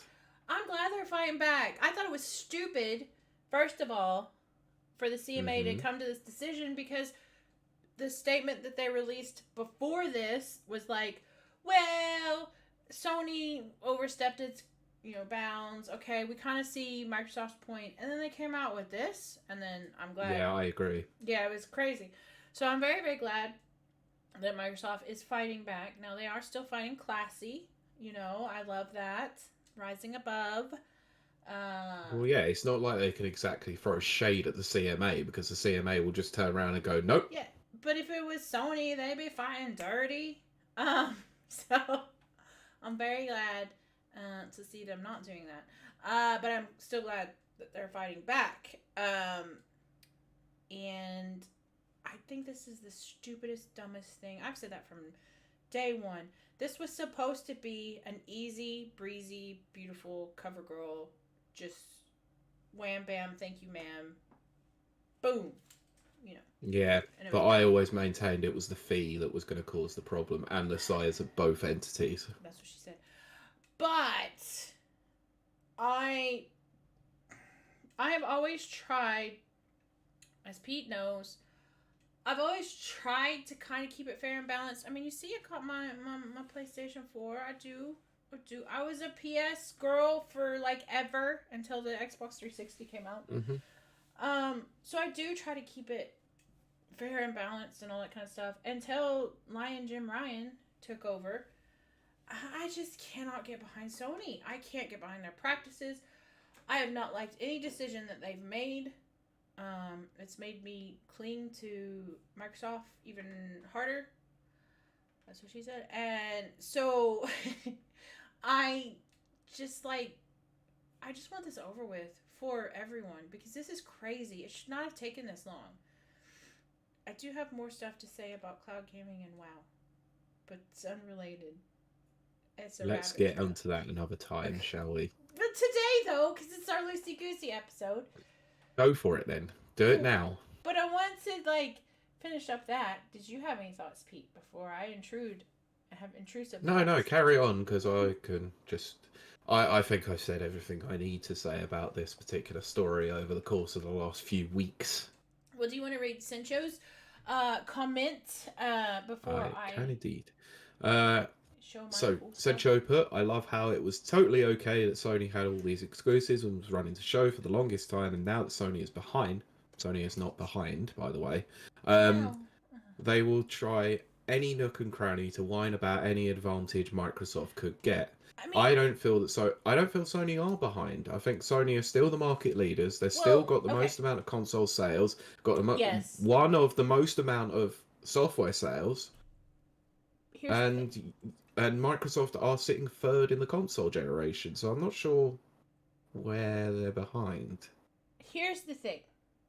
This is where Sony lost me. When Lion Jim Ryan said, "Okay, I just don't want this to go through." He said that in an email. Yeah, it was full prima facie, absolutely that's what he wanted. Yeah. He was like, I don't have any reasons. I just don't want this to go through. And I just no personal vendettas in business. No, only logic, only reason. Not everyone works on just logic and reason, though. That's the problem. They should be me. Not everyone is you, Kylie. Everyone should be a robot. I mean, be a robot. I mean, have you seen Mark Cerny at Sony? He kind of Oh looks like a gosh. robot. Yeah, robots function better. We function better.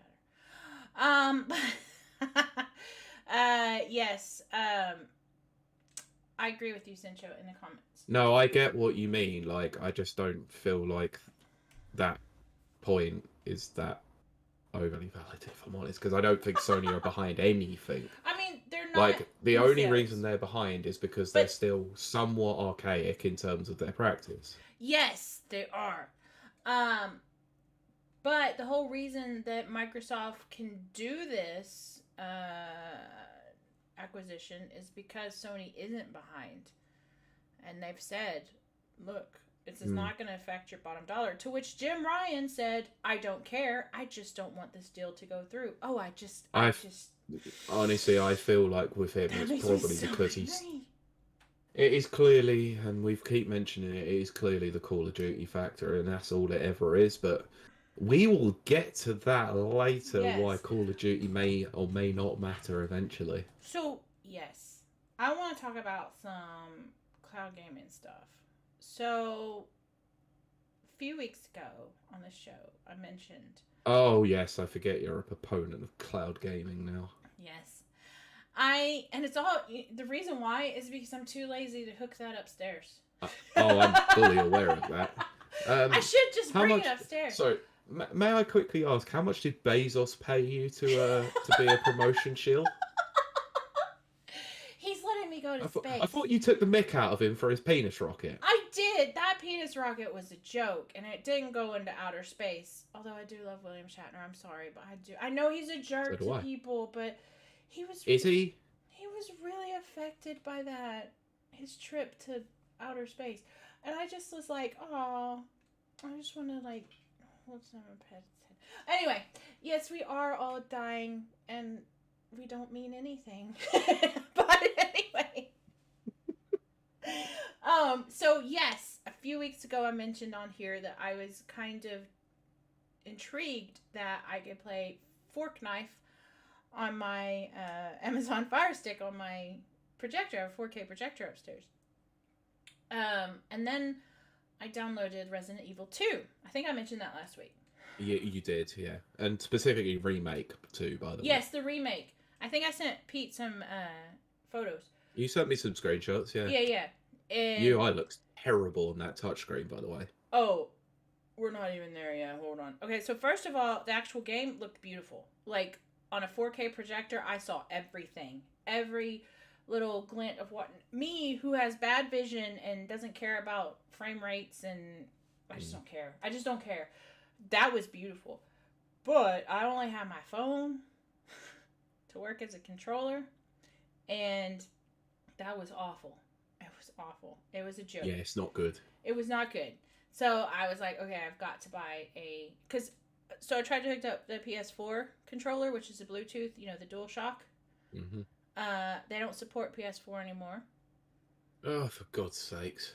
They're not selling the Luna in the UK yet, and I don't want to pay the import charges. Again, cheapskate. So I got a third-party knockoff that I'm charging currently that I will be playing. I think this is it for me, guys. Don't get me wrong. I mean, I'm a Microsoft girl. I'm an Xbox girl. One day I will turn that on. I don't know when. It's been like 6 or 7 months. But one day I will. But for now, I am playing on the Amazon Fire Stick. I don't know if you can friend people on there, but if you can, hit me up. But Oh no, not sure. I have no idea. But I am all about cloud gaming. I think that's going to be my thing. I just do. Fair enough. And then yes, Nana, a penis rocket. Bezos launched a penis rocket. I will say that again. A penis rocket. It can't be anything else except it looks like a penis. But not that I've seen many in my life, but I've seen enough to know that is a penis rocket. And they didn't really go to outer space. They went to like a stratosphere, which is still pretty freaking cool.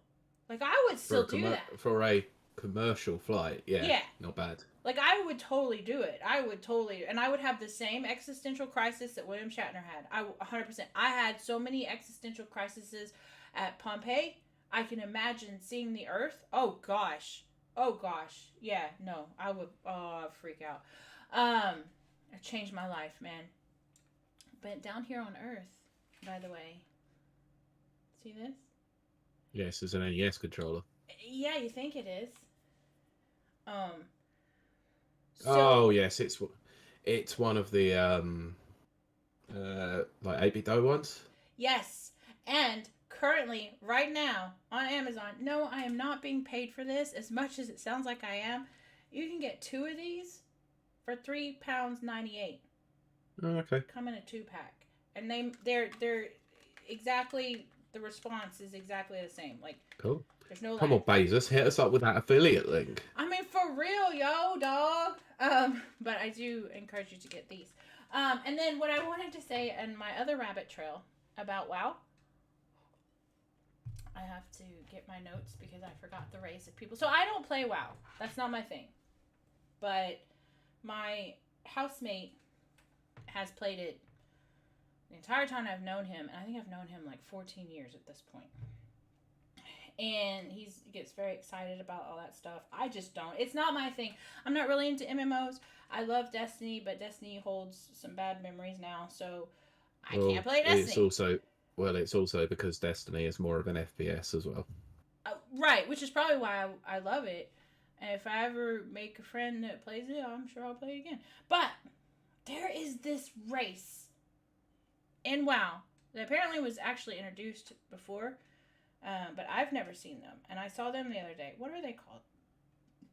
The Cold Tyrants.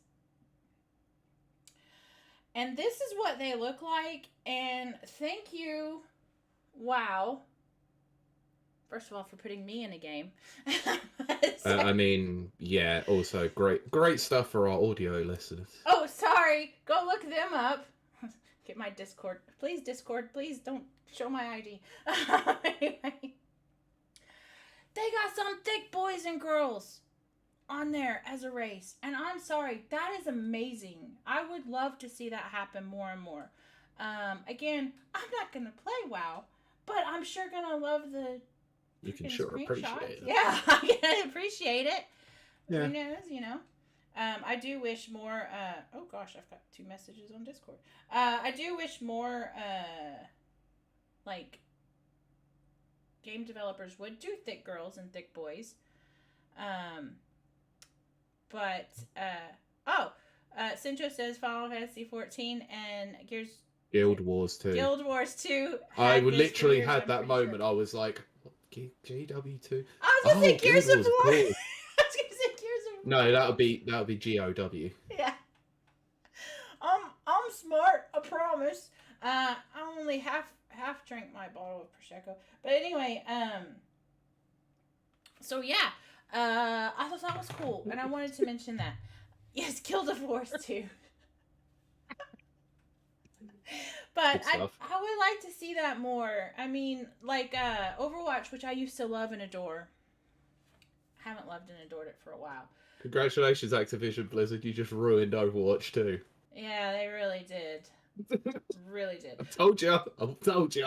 But they do have a character in there that is a thick girl, and I love her. I'm just like, oh, please, can we have more thick girls, please? And thick boys. Thick boys deserve love too. So do twinks. Yes, I do. Let's move on, shall we? Can we talk about twinks more?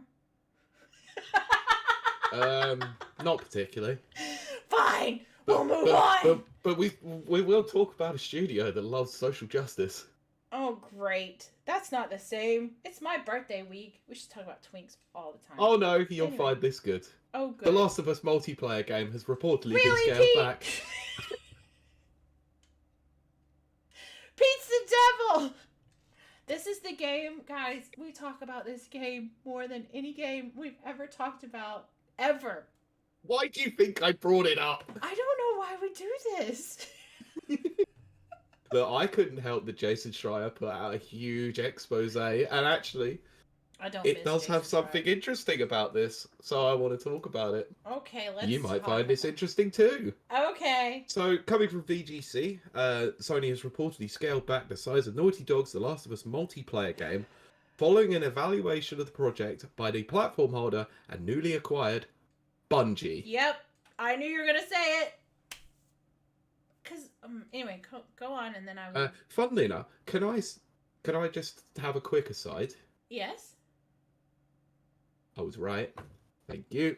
About what, Pete? I told you what Bungie were in there for. I Oh, told you why no, Sony you were bought right. them. 100%. No, I support you on that. Yes. Yeah. No, I was absolutely. correct. Yes. No, I'm No, sorry. it's only because you call out every time that you've I made know. a sensible and good I'm like, prediction. I I'm made right. the most.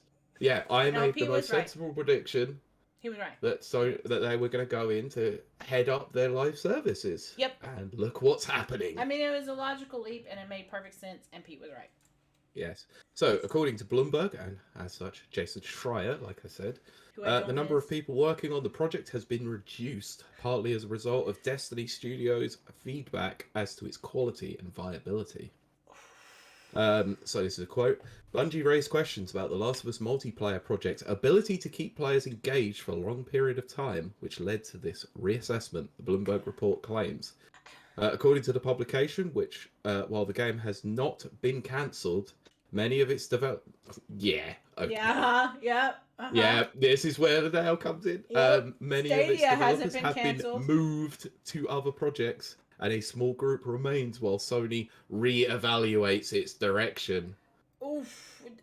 That's all symbolic of it's canceled. That is the those are seemingly the usual statements we get when a game's gonna be cancelled quietly. Remember, Stadia isn't being cancelled, and I was like, oh yes it is. Boom, it was cancelled. Yes, it was. What was it that we heard about the other day as well? I think it was something to do with this as well, but still, this game's not being cancelled. But no, we have had it before. Yeah. So shortly before Bloomberg's report publication, this is where the interesting side comes in. Mm-hmm. Naughty Dog seemingly preempted the story with a statement on social media in which it indicated the Last of Us multiplayer game would require more time in development. Okay, let's talk about this. I'm just going to read this statement as such from Naughty Dog themselves from Twitter. The Last of Us fans. We know many of you have been looking forward to hearing more about our Last of Us multiplayer game. We're incredibly proud of the job our studio has done thus far. But as development has continued, we've realised what is best for the game to give it more time. Yeah, we've realised suddenly that we need more time. Mm-hmm. Anyway, I will refrain from comment. I won't. Can I talk now? Well, I'm reading the statement. Still? I've got... No, the thing is, I've got to make sure that I don't include editorials when I'm reading statements, and I have a problem with doing that. I apologise. So, our team will continue to work on the project as well as our other games in development, including a brand new single-player experience. We look forward to sharing more soon. We're grateful to our fantastic community. Blah, blah, blah, blah, blah. The usual drivel that you usually hear about some crappy PR statement that means that the game's getting cancelled. Yep. Because it is. So let me just tell you now, my editorial was going to be, should have spent more time on The Last of Us 2 being good. I mean, yeah. That is a subjective statement. Don't come at me. I hate that game. I wish it would die in a fire, but I know it's a big fan for most. I hate it. Big for a lot of people.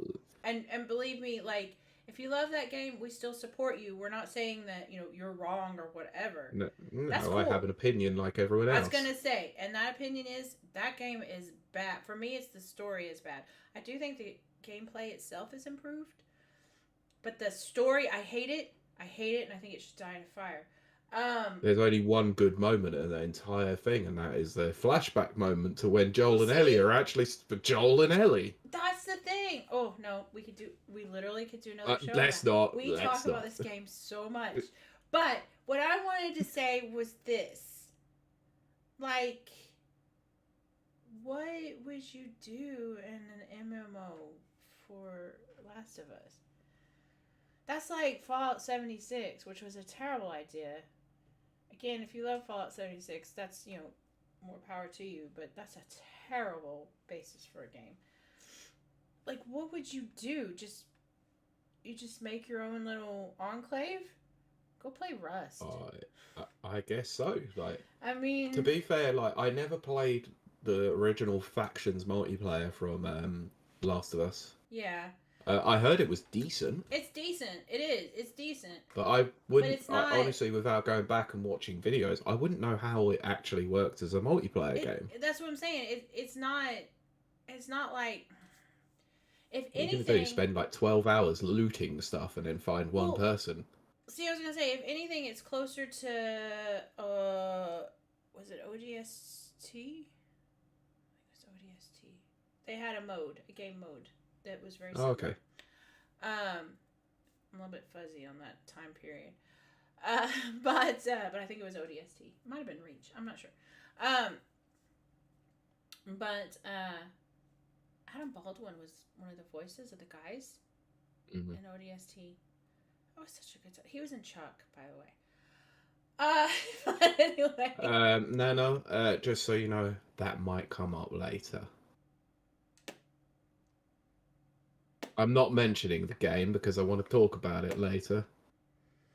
Okay. I had to read through all of chat. Sorry. Yeah, I know. We're going to get to those in a bit anyway, so. But I just cannot fathom in my head what an MMO version of Last of Us would be like, to the point where it would draw you to play it. Where are they going to have battle passes? I mean, come on. You know they're going to have a battle pass. That's why Bungie... Every game has one. Bungie was probably like, this is a bad idea, guys. Yeah, almost like Halo Infinite did it before, and they watched that from the sidelines going, they ruined our franchise. I'm never going to forgive Bungie. They've broken my heart. I'm never going to forgive 343 for being a shite studio. You broke my heart! Anyway.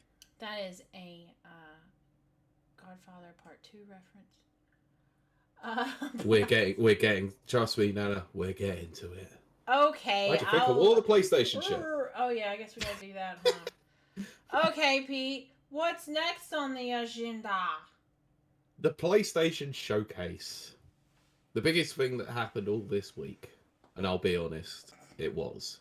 No! Because nothing really happened this week. I am rebelling against PlayStation. Xbox. Yes, I know you are. Banish. But let's get into this because I completely forgot this was happening and then realised. It was Wednesday night, I think it was. I believe so, yes. Yes, so Wednesday night I remembered this was happening, put it on as I was on my way home, and I was like, oh yeah, I forgot all about this. So, yeah, that shows how excited I was, clearly. So, coming from unlikely source, IGN. Oh, that's a new I know, they actually had a running order, which is quite nice. Oh, aren't they the ones and that it's still not have... in. It's still not in the right order either. Huh. So that's odd. I do want to go so they've listed quite a few of the big trailers and stuff that was announced there, and they've done it in some degree of order, I guess. Right. So I will go through some of it. Because yeah, there was a lot here, and also not a lot. So I'm just going to go through some of the bigger announcements and some of the ones that stood out for me for being a crap fest. All of them. I wanted to shut up. Be objective. I'm trying with my band. You can't. Shirt. Okay, so I want to go over the first one, which is a kind of an interesting game. Interesting. And I have to remember what the name of the goddamn game was. Oh god, what was it called? Anyway, it doesn't matter. I'll go through the IGN. I will go through the IGN article as listed here. Okay. This was the last game that we got on the list. It was also the most lengthy and most girthy. Ah, that's what you said. Come on! I was waiting for that. I was like, wow, Pete, I took a nap. I know. As soon as I said lengthy, I was waiting for it, and that's why I added the and girthy. I was sleeping. I know you were. Spider-Man 2. Yes. This was Okay, 12 that was minutes of the okay. showcase Yes. at the Okay. very end. Okay. So what did we see? The most We important saw part. we saw a cutscene that introduced our main big bad of the entire game, which is Kraven the Hunter, which we all Yes. surmised from the initial Yeah. trailer anyway. That wasn't new. But... I believe no, it wasn't, but we actually got his in-game model and his look, his voice actor, and it is damn good. Yep. Yep. So I will agree with that. Yes. yeah, we then get we get a cutscene with him in his native area where he takes out someone, then finds a new hunting ground, and it just so happens to be New York. So I literally sat there and I was just like, holy crap, what the hell is this game? And then they flashed up New York and I'm like, oh yeah, it's Spider-Man 2, at least, of course they are. Because this does not, like, from this cutscene, it does not look like a Spider-Man game. Yeah, okay, I can see, yeah, you're right, okay, yeah, I see what you're saying. Anyway, we then get a very lengthy gameplay demonstration, which, obviously, most people who have played Spider-Man and Spider-Man Miles Morales will know how generally the game will play. This one is slightly different. So the gameplay feature that we got was initially starting out with Peter Parker being tailed by someone, only to reveal the black symbiote suit. Yep. Which, if you watch the initial trailer, we knew about Venom being in the game somehow. What we didn't know is we didn't know about the fusion with the symbiote suit with Peter. And that was cool. We cannot deny that. I can't deny that. That was I am gonna say the only thing about that is the Venom voice is a bit shit. Yeah, I guess so. Yeah, but I mean, it usually is anyway. I was gonna say it's not. It was reminding me of Christian Bale in The Dark Knight Rises, sort of bad, you know. Yeah. Anyway, so we get this moment where he takes out a bunch of people pursuing him using the symbiote powers. Yep. So got a good demonstration of that. We then get a moment where he says, "Oh, someone's being tailed. It's Lizard being tailed through Harlem," and he puts in a phone call. And you get the prompt on screen to switch to Miles Morales. Yes. By the way, Miles Morales is not Spider-Man. He is Miles Morales. I mean, are you saying that... Miles Morales is Miles Morales. Peter Parker is Spider-Man. Okay, because there's a controversy about that. I know, that's why I'm saying it. Okay, because Stan Lee said Miles Morales is Spider-Man. Miles Morales is Miles Morales. Okay. Why does all of his figures say Miles Morales, not Spider-Man? I personally do not care. Why does everyone call him Miles, not Spider-Man? That's true. I mean, they do. That's my point.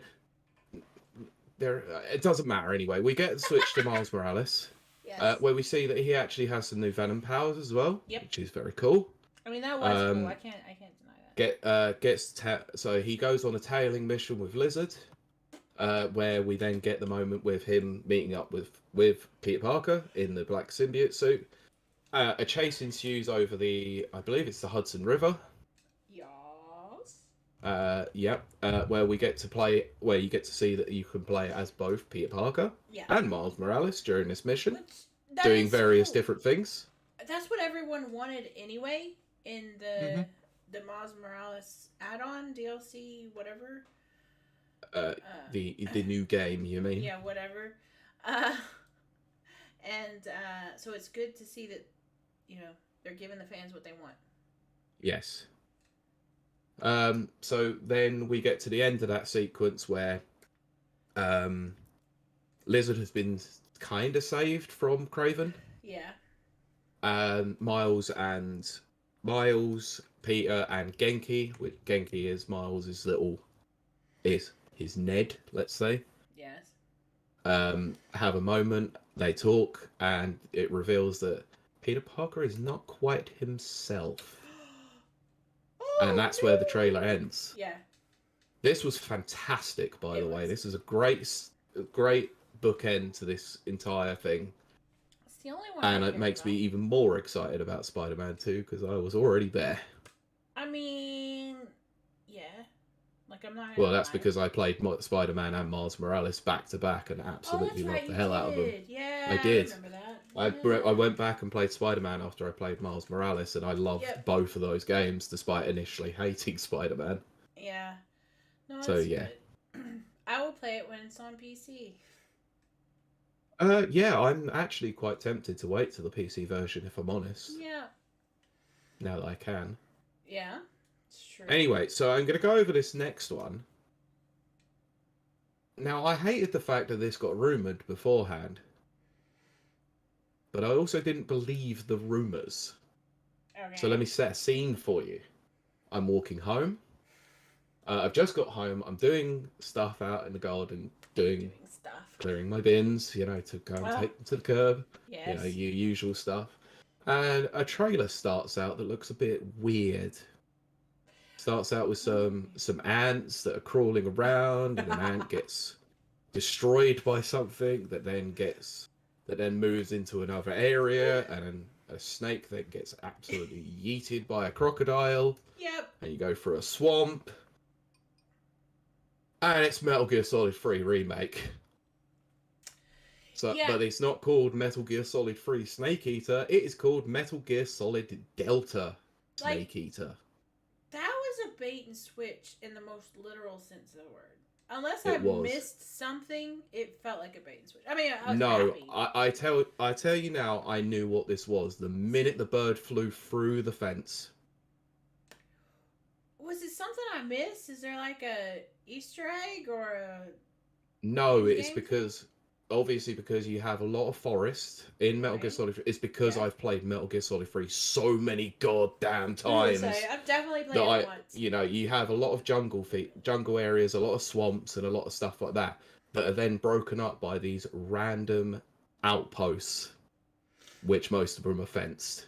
Soylent Snake. So I sort of gathered by that. It was also the fact that the vast majority of things that you find in that trailer, i.e. the anaconda and the crocodile, are all animals that you can hunt and eat in the game. My anaconda don't want none, hun. Never reference that song ever again. Unless you got buns, hun. Yeah. Okay, so I'm just going to say this got an audible oh my god out of me. Really? Okay, that's cool. Despite it being a CG trailer. It was, but that's only because I'd never believed this to be real. Even my reaction on the Discord going, finally something worth watching. Oh my god, it's real. Yeah, I mean, how many times did Kojima hint at stuff, Well, this isn't Kojima, it's Konami. Well, I know, but didn't he, in his last thing where he was actually referencing Death Stranding 2, but didn't he, take down Metal Gear Solid 3 off a shelf and then put it back on the shelf? No, Konami. Oh, no, he might have done. He has absolutely nothing to do with the franchise anymore, doesn't have anything. Yeah. No. But he was maybe he knew, because maybe Konami had to ask his permission to actually release. That's my interpretation, which could be wrong, but that was my interpretation, because he takes it down and then puts it back. To be honest, I never put two and two together with that one, actually. Right. That's probably why. Which is weird for me, because usually I'd make that. Yeah.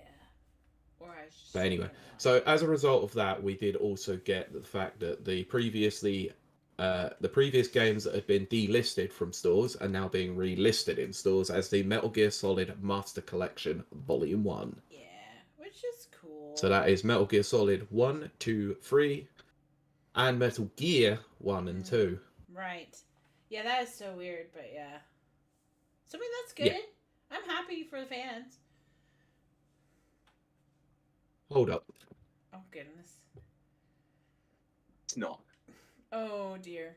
Where is it? Solid. Can't be bothered to find it. Soylent Snake. They already had this as the Metal Gear Solid HD collection. Oh, yeah. Did you have it? It kind of sucks. It just feels like Konami being Konami again.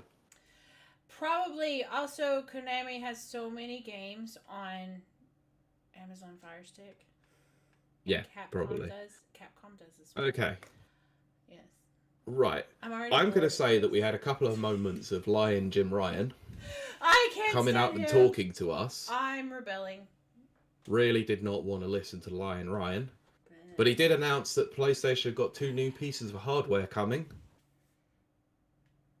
They have some Sony. I don't care. Oh, shh, I don't care. you are a distraction. What was it? They had some earbuds.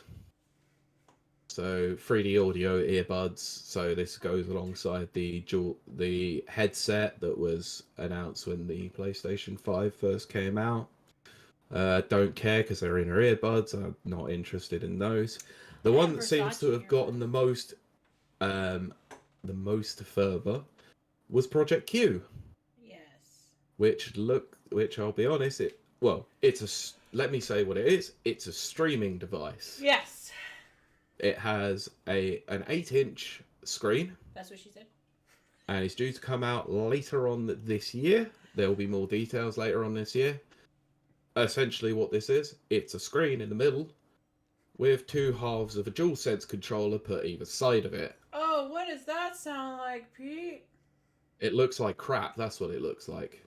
It's like a terrible knockoff of everything. Can I also just say, this screen is not an OLED screen. Oh. It's just a bog standard LED screen. Yeah, well there you go. So they're already coming out behind.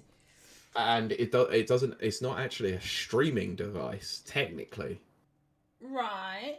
It'll only play games that are installed on your PlayStation hard drive over Wi-Fi. So it's not like you can go and access Game Pass or things like that with it. You can't sideload it with anything. It's gonna have PSOS on it, and it's a pile of shite. I will stick. And you know full well this is gonna cost about 200 quid. It's a Sony product, yes. Yeah. No, thank you. I mean, this is a bit rich from them, coming from the fact that they've just released PSVR 2 that has bombed. I mean, yes, 100% Pete, and also Cincho on the money. Haven't seen it because I haven't got the chat open. You terrible person. Yes.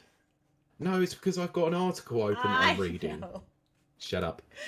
No, bite me. Yeah, this sucks, by the way. I looked at this and I went, this is going to die. This is going to be terrible. I mean, it is. 100% is. You want to read Cincho's comment? Because it is on the money. He said, might as well call it PS Stadia. Right? The only people doing it right is Luna on Amazon Fire Stick, and that's only because I'm playing it. Okay, I'm just going to quickly run through a couple of these games. Yeah, because it's so boring. I know it is. I've realised how boring it is by talking about it. Also, don't forget I'm an Xbox fangirl. Anyway, so Assassin's Creed Mirage got a trailer, got a gameplay trailer. Looks like they're taking back some of the stuff that they've been doing in previous open world RPGs and making it more of a streamlined Assassin's Creed experience, much like the older games. Yep. I also did hear something that got announced about it today was the fact that, oh, look, Amazon Luna. You can play it. Yep. I will. Also for the fact that it is $50 and comes with a free PS5 upgrade, which is very un-Ubisoft-like. Oh, look, I kissed my finger. What did you... I kissed my finger. Yes, okay, alright. But, it's not helping. If you're bored by this, it's not helping adding constant disruptions. So I'm very bored. Amazon has the entire Assassin's Creed collection. Yeah, well, this one's coming day one on Luna. Yeah. Which I guess I'm gonna turn into a Luna girl. That's weird. Yes. I'm still an Xbox girl forever. Yes. Okay. Moving on. Interesting, because Remedy turned up to this PlayStation showcase. Yes, which I do love. For a game that once used to be an Xbox exclusive. Yes. With the sequel, Alan Wake 2. Yes. And had all the Sam Lake in it. I did try. When they re-released Alan Wake, I think it was like remastered or whatever. Alan Wake Remastered Edition. And it was like free on Game Pass or something. I don't know. I got my hands on it. Still bad, isn't it? It's so bad. I can't. Like, I know people love that game. They love I do too. They love all that stuff. I was so bored. I couldn't do it. I'm sorry. I just Yeah, I remember playing it when it first came on the 360, and I was bored then. it's just not for me. Like it's crazy because I do think the lore behind it is really cool. I'm trying to think of the Hmm. game. Martha, is it Martha is Dead? It's I don't know. very reminiscent. Like that's a newer game that's very reminiscent of this, Ah, where the okay. lore is really really good, but the Hmm. gameplay is just it's not for me. Yeah, fair enough. Yeah, Too many I shooting thought the things. same. But this new trailer did look reasonably decent looking, at You know, and least. well, I have to say, like, don't get me wrong, for the people out there, because I know Alan Wake has like a big fan base. The game itself is a beautiful game. Like it is, it graphically, it's beautiful. I just don't like the gameplay. It Yeah. just bores Yeah, my me too. ears. Yeah.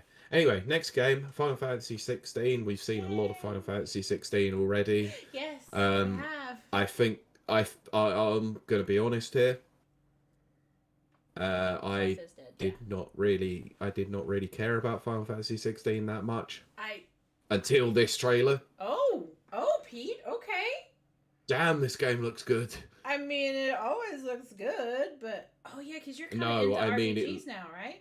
I'm starting to get there. I think I'm starting to actually Link have a the bit more of an Twink. appreciation. Link the Yeah, Twink but got you into my goodness, RPGs. no, Ah, I wouldn't say so. There are other games that have probably done that too. you need to play The Witcher 3. Might do. If I can buy it cheap on Steam, I Oh, you will. should be able to, yeah. But Anyway, anyway, so yeah, this looks good. This actually looks really good to me, anyway. very cool, very cool, very cool. A game that Um, I never once cared about in yeah. Capcom's line of games, Dragon's Dogma. Oh, I The love second one dragons. got a game, got a trailer, and I love Dragon's surprisingly Dogma. didn't bore me. It, I have Dragon's Dogma will always hold a special place in my heart because it was a terrible game when it was released. Yeah, Uh, well, even to the point they had to release an upgraded version of it I to make it and playable. it just it endeared me to it. So I always have a special place in my heart for Dragon's Dogma and Dragon's Yeah. Dogma 2. But yes, Okay, but it has been announced that this is going to be running in the RE engine, so yeah, basically every Capcom game is currently yeah, running on the RE engine. yeah. I might as well skip over this one because the next thing we got in terms of Capcom was talking about Street Fighter Six's story Oh mode. goodness. Oh, Pete, Don't I don't saw, care. I saw people playing it on Twitch. As if you know, I don't want to know. I I'm don't not going to care. tell you anything. What I'm going to say is, I love, uh, exactly, Sinjo.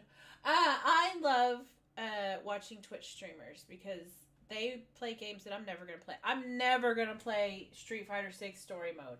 So I got to watch it because somebody had it in like beta, I guess. Yeah, so the demo actually came with the Oh, okay. So was first it? hour of it, and that's why I haven't played it because I didn't want to know because Oh, I'm waiting till release day for it. I just thought of you the whole time, Pete. I was just like, Okay. oh my gosh. Okay, well, moving on to another thing that they showed off for Capcom was RE4 Remake Yes. VR mode. Oh This was my. already announced. Oh goodness. Oh dear. This was already announced, but they actually showed gameplay for it. And this looks exactly like every other RE game in In first VR, yeah. person. I It does look good, to be fair. It looks like really, it does look nice, but it's RE4 in VR, and I don't care. So we've talked about this often on the show, but I have weird eyes. Pete has weird eyes. We can't Hmm. really do VR. I tried again very recently to do another VR excursion because I love the idea behind VR. Yeah, so do I. I just can't. My poor eyes. They can't do the 3D stereoptic. I think is what it's called. Um, Stereoscopic. maybe that. I think Pete got it right. It just doesn't see it, and I was just like it does. It'll do it for like 2 minutes, and then my eyes just go ploop. Blech. Yep. And then I get Yeah. nauseous and all this kind of stuff. So I'm kind of Yes. disappointed. That's why I'm not buying the PSVR 2. I have PSVR. I've used it once, and I nearly Yeah, I remember you vomited. telling me about it. Yeah, I had to paint my. Remember, I had to like because you sent me. What did you send me? Final Fantasy Remake. Yep. I had to paint my office, and then hook up the PS, And then, because I had PSVR, I hooked up the PSVR. So I played Final Fantasy Remake. And then after I played the Final Fantasy Remake, I thought, I'll try my PSVR out. And I did, what's the little Astro Boy? Astrobot. Astrobot? Astrobot's Playroom or whatever. Astrobot Rescue Mission. Whatever the free thing is. And like for 2 minutes when I stood still, it was really cool. It was a very cool experience. And then I pushed the button to go forward, and my eyes went floop. Yeah. And I went bleh. And I was like, okay, well, that's me done. So Right, there's a couple more games I want to talk about. I'm saving one till the very end. Ooh, best for I think it will warrant a bit more discussion. So, do you remember a certain someone that used to work in the game, that works in the games industry, who moved over to what was it, Stadia? Didn't create a game for Stadia, but then went and formed their own studio, that then got immediately bought by PlayStation. I vaguely remember this. Good, because Haven Studios, which is the one run by Jade Raymond, notorious industry veteran, let's say, has renounced and shown their first game, which is called Fair Games. And I'm going to be perfectly honest with you, this looks like crap. Yeah, it does. Yeah, this was the first trailer that we had, and it did not set a good expectation for me, because it is exactly what we have in the video games industry of capitalism bad, but I'm selling you a game that's going to make money. Yeah, I started to tune out after this. I was so bored, guys. I'm sorry. I looked at this. The voice acting was awful. It doesn't look like the kind of game that I'd be interested in playing anyway. It's it's a heist PvP game, I think. Yeah, that's exactly what it is. Which there's the character models look like crap too. I was gonna say there's a lot of scope there. I mean, think about the GTA heists, if you know anything about those. And those I do, yeah. Very, very popular. Very popular. Make lots of money. So there's a lot of scope for people to do this. And then, yeah, exactly. Centro says, I thought it was Watch Dogs 3 because the characters look so off-putting. Yeah. Yeah. Don't get me started. But Nana, I had the exact same thing. I was like, is this... I saw Haven and I went, oh, yeah. Is this Jade Raymond's studio? And I went, oh, yeah, it is. Yeah. As soon as I saw the whole story concept, I was like, yeah, that's Haven. Look, okay, yes, 100%. I'm going to admit to our audience, both our listeners and our watchers. Yes, of course I have bias. Yes, look at me. I'm wearing an Xbox t-shirt. To a PlayStation-centered showcase episode. On a PlayStation-centered showcase. I'm rebelling. Silent rebellion. So you do need to take anything I say with a grain of salt, and it is tinged with fangirlism. I freely admit that. But I watched this and I got bored, and I was like, okay. No, I was the same. I was trying to stay as open-minded as possible, and it did not do it for me. No. Anyway, I'll get to that in a bit, because I will bring up this game that I made a comment about immediately as soon as I saw it, and it seems like the internet made that same connection. Oh dear. Foam Stars. Oh gosh. The Square Enix shooter game that is essentially their answer to Splatoon. Mm-hmm. And it looks shit. It does. I don't care. It looks shit. But yeah. Anyway, sorry. Yeah, it was. It was Splatoon remastered essentially. Yep. So right, a couple of games that we'll quickly run through. Talos Principle 2 coming this year. Don't care. We got a new look at Plucky Squire, which looks okay. This one actually got me interested. A new hack and slash RPG called Phantom Blade Zero. Oh, yes. This is a samurai game and looks interesting. I was going to say, this has actually been around for a while, like, talked about for a while. Yes. It has been, but yeah. It's one of those, like, I will watch and see when it comes out, but... Yeah, I'm going to be interested to follow its development. I will keep an eye on it, for sure. This one did pique my interest, though, let's say. Ghost Runner 2 was announced for 2023.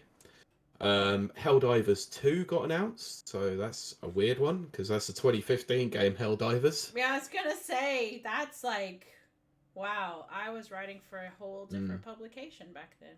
Yeah. The studio behind Abzu and the Pathless, Giant Squid, revealed their next game, which is Sword of the Sea. Interesting. Yeah, talked about that already. Five Nights at Freddy's or Help Wanted 2, and that's for late 2023. That didn't care. So the Grease or Gris creator reveals Neva, which is coming in 2024.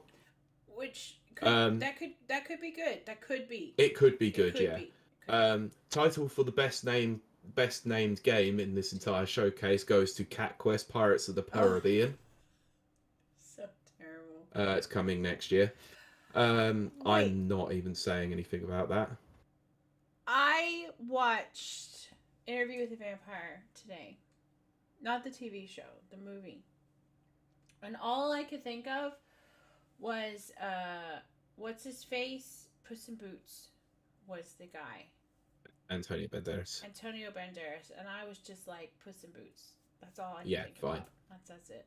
Yeah. So anyway, that made me think. Anyway, yeah, Revenant Hill got shown. Yes. Coming to PS4 and PS5. Granblue Fantasy Relink. I kept looking at this game going, yeah, very anime game. Couldn't think what the hell it was until Granblue came up and I went, of course. Sorry, Nana, I know that sounds pretty bad. Ultros was revealed. It's a Metroidvania. So there was a lot of indies, surprisingly, which is not typical for Sony, which is quite weird. That is true. So we got to look at Perfect World's game Tower of Fantasy. Yeah. Not for me. Don't care. This one was a weird one. Do you remember Crossfire X? Oh gosh, yeah. Well, Crossfire Sierra Squad is coming to PSVR 2. What? Developed by the same studio. How is that gonna work? Yeah, I don't know. That's crazy. Anyway, next game that we revealed for PlayStation VR 2 was Arizona Sunrise 2. No. Sounds like a then we got Synapse, which looks like another first-person shooter. We then got Beat Saber. Oh. Beat Saber, the game that's been out on everything, but they did show off that they've got a new Queen music pack. Oh, that's cool. I'm for that. Yeah, it was cool, actually. It was cool. Give me Queen and any day. So, yeah. Anyway, other than that, not really anything else. So we got Immortals of Avium and Firewalk Concord. So, the one that I skipped, and there was a good reason why I skipped it. Because I think this is one of the flashiest trailers that I think I've seen for a very, very long time. Okay. But unfortunately, it shows nothing of the game. But I've left it to the end because it's interesting to you. Because Bungie turned up and revealed Marathon. Yes. The seminal reboot to their Mac-only 1992 game. Yes. And did you notice that the pack said UESC? No, I didn't. Aww. I did in the trailer straight away, and I thought, is that a dig? Or is that part of the lore? That's part of the lore. It probably is, isn't it? Because, like, I never got to play Marathon, obviously, for obvious reasons. But I definitely, when YouTube was fresh and new, I used to look at Marathon footage constantly. Because I was crazy. I was a Bungie fangirl. Like, you think I'm a Bethesda fangirl now? I was a Bungie fangirl back then. That was like... I lived and died by Bungie and Halo. That was it. That was my life for like 10 years. And so I would watch the Marathon videos and stuff. And of course, Red versus Blue had references to Marathon in it as well. Yeah. Annoyingly, I can't make the same joke that some other podcast made the joke about. What's that? Well, you also wouldn't understand it, probably. It's a very British thing. Oh, goodness, probably not. And also an old thing. It was well, they mentioned the fact, it says, Oh god, I've got to try and remember it because it Oh was such gosh. an off-colored, like off the cuff comment. It Oh just made me goodness. laugh. It was like, what's the sequel going to be called? Snickers. What is Snickers? Snickers is a Oh, because it's. chocolate bar, That's right. and Okay. Snickers used to be So, known as Marathon. yeah. So, for our American listeners, Snickers was like my second favorite. Snickerdoodles. Well, Snickerdoodles is a cookie in America. Yeah, But I know. I'm fully Snickers aware. was my second favorite chocolate. My first favorite was Reese's Peanut Butter Cups. This is in America where chocolate is not great. Um, and then I come here and I'm like looking for American chocolate because that's all I know. I don't know Cadbury. I didn't know any of that stuff. I do now, and I love it. Yes, but like every other American who finally tries it. Holy crap! I didn't know chocolate till I had Cadbury. But because our only reference to Cadbury is the Cadbury eggs that we had at Easter, which do not taste like the Cadbury eggs here. They're awful. They're just terrible in the U.S. But not my point. My point is, so I was looking for a Snickers, and it's a Marathon, and I was like, what? But it's in the same font, the same colors, the same packaging. And it was in Marathon, and I was very confused. And then I was told by other people, oh, that's the same thing, Snickers and Marathon. I don't know why. That's really weird. Like, what does Snickers mean? And why did they pick Marathon? Don't know. I don't Anyway. get it. But yeah, I have to say this is a very... Jesus, this trailer was very flashy. Very typical of Bungie. I love their trailers. So when you said that you'll never play Destiny again, Yeah. sod it. I think I'm picking up Marathon, and I think I'm gonna play it. Aw, yay! We will play Marathon together. That makes me very happy, Pete. However, this game is a PvP focused game and won't have single player. Well, I mean, the other one was, but... See, the only way I'll play it is if you play it. I have issues. I have so many issues. What? Your issues have tissues. This is Bungie we're talking about. Bungie do great stories, and yet they're taking away a whole story for this. Why? Well, that's actually a good point, Pete. And I don't have an answer for that. That's my problem. But that is my issue. I'm gonna be honest, like... Oh, sorry, I did miss something. They did show a teaser trailer for the final shape. Oh, okay. And it looks good, because they brought back a character that might have been dead. I will need to rewatch that. So, see, here's my thing. The last episode, I don't know what it's called, the last chapter of Destiny or whatever. Yeah.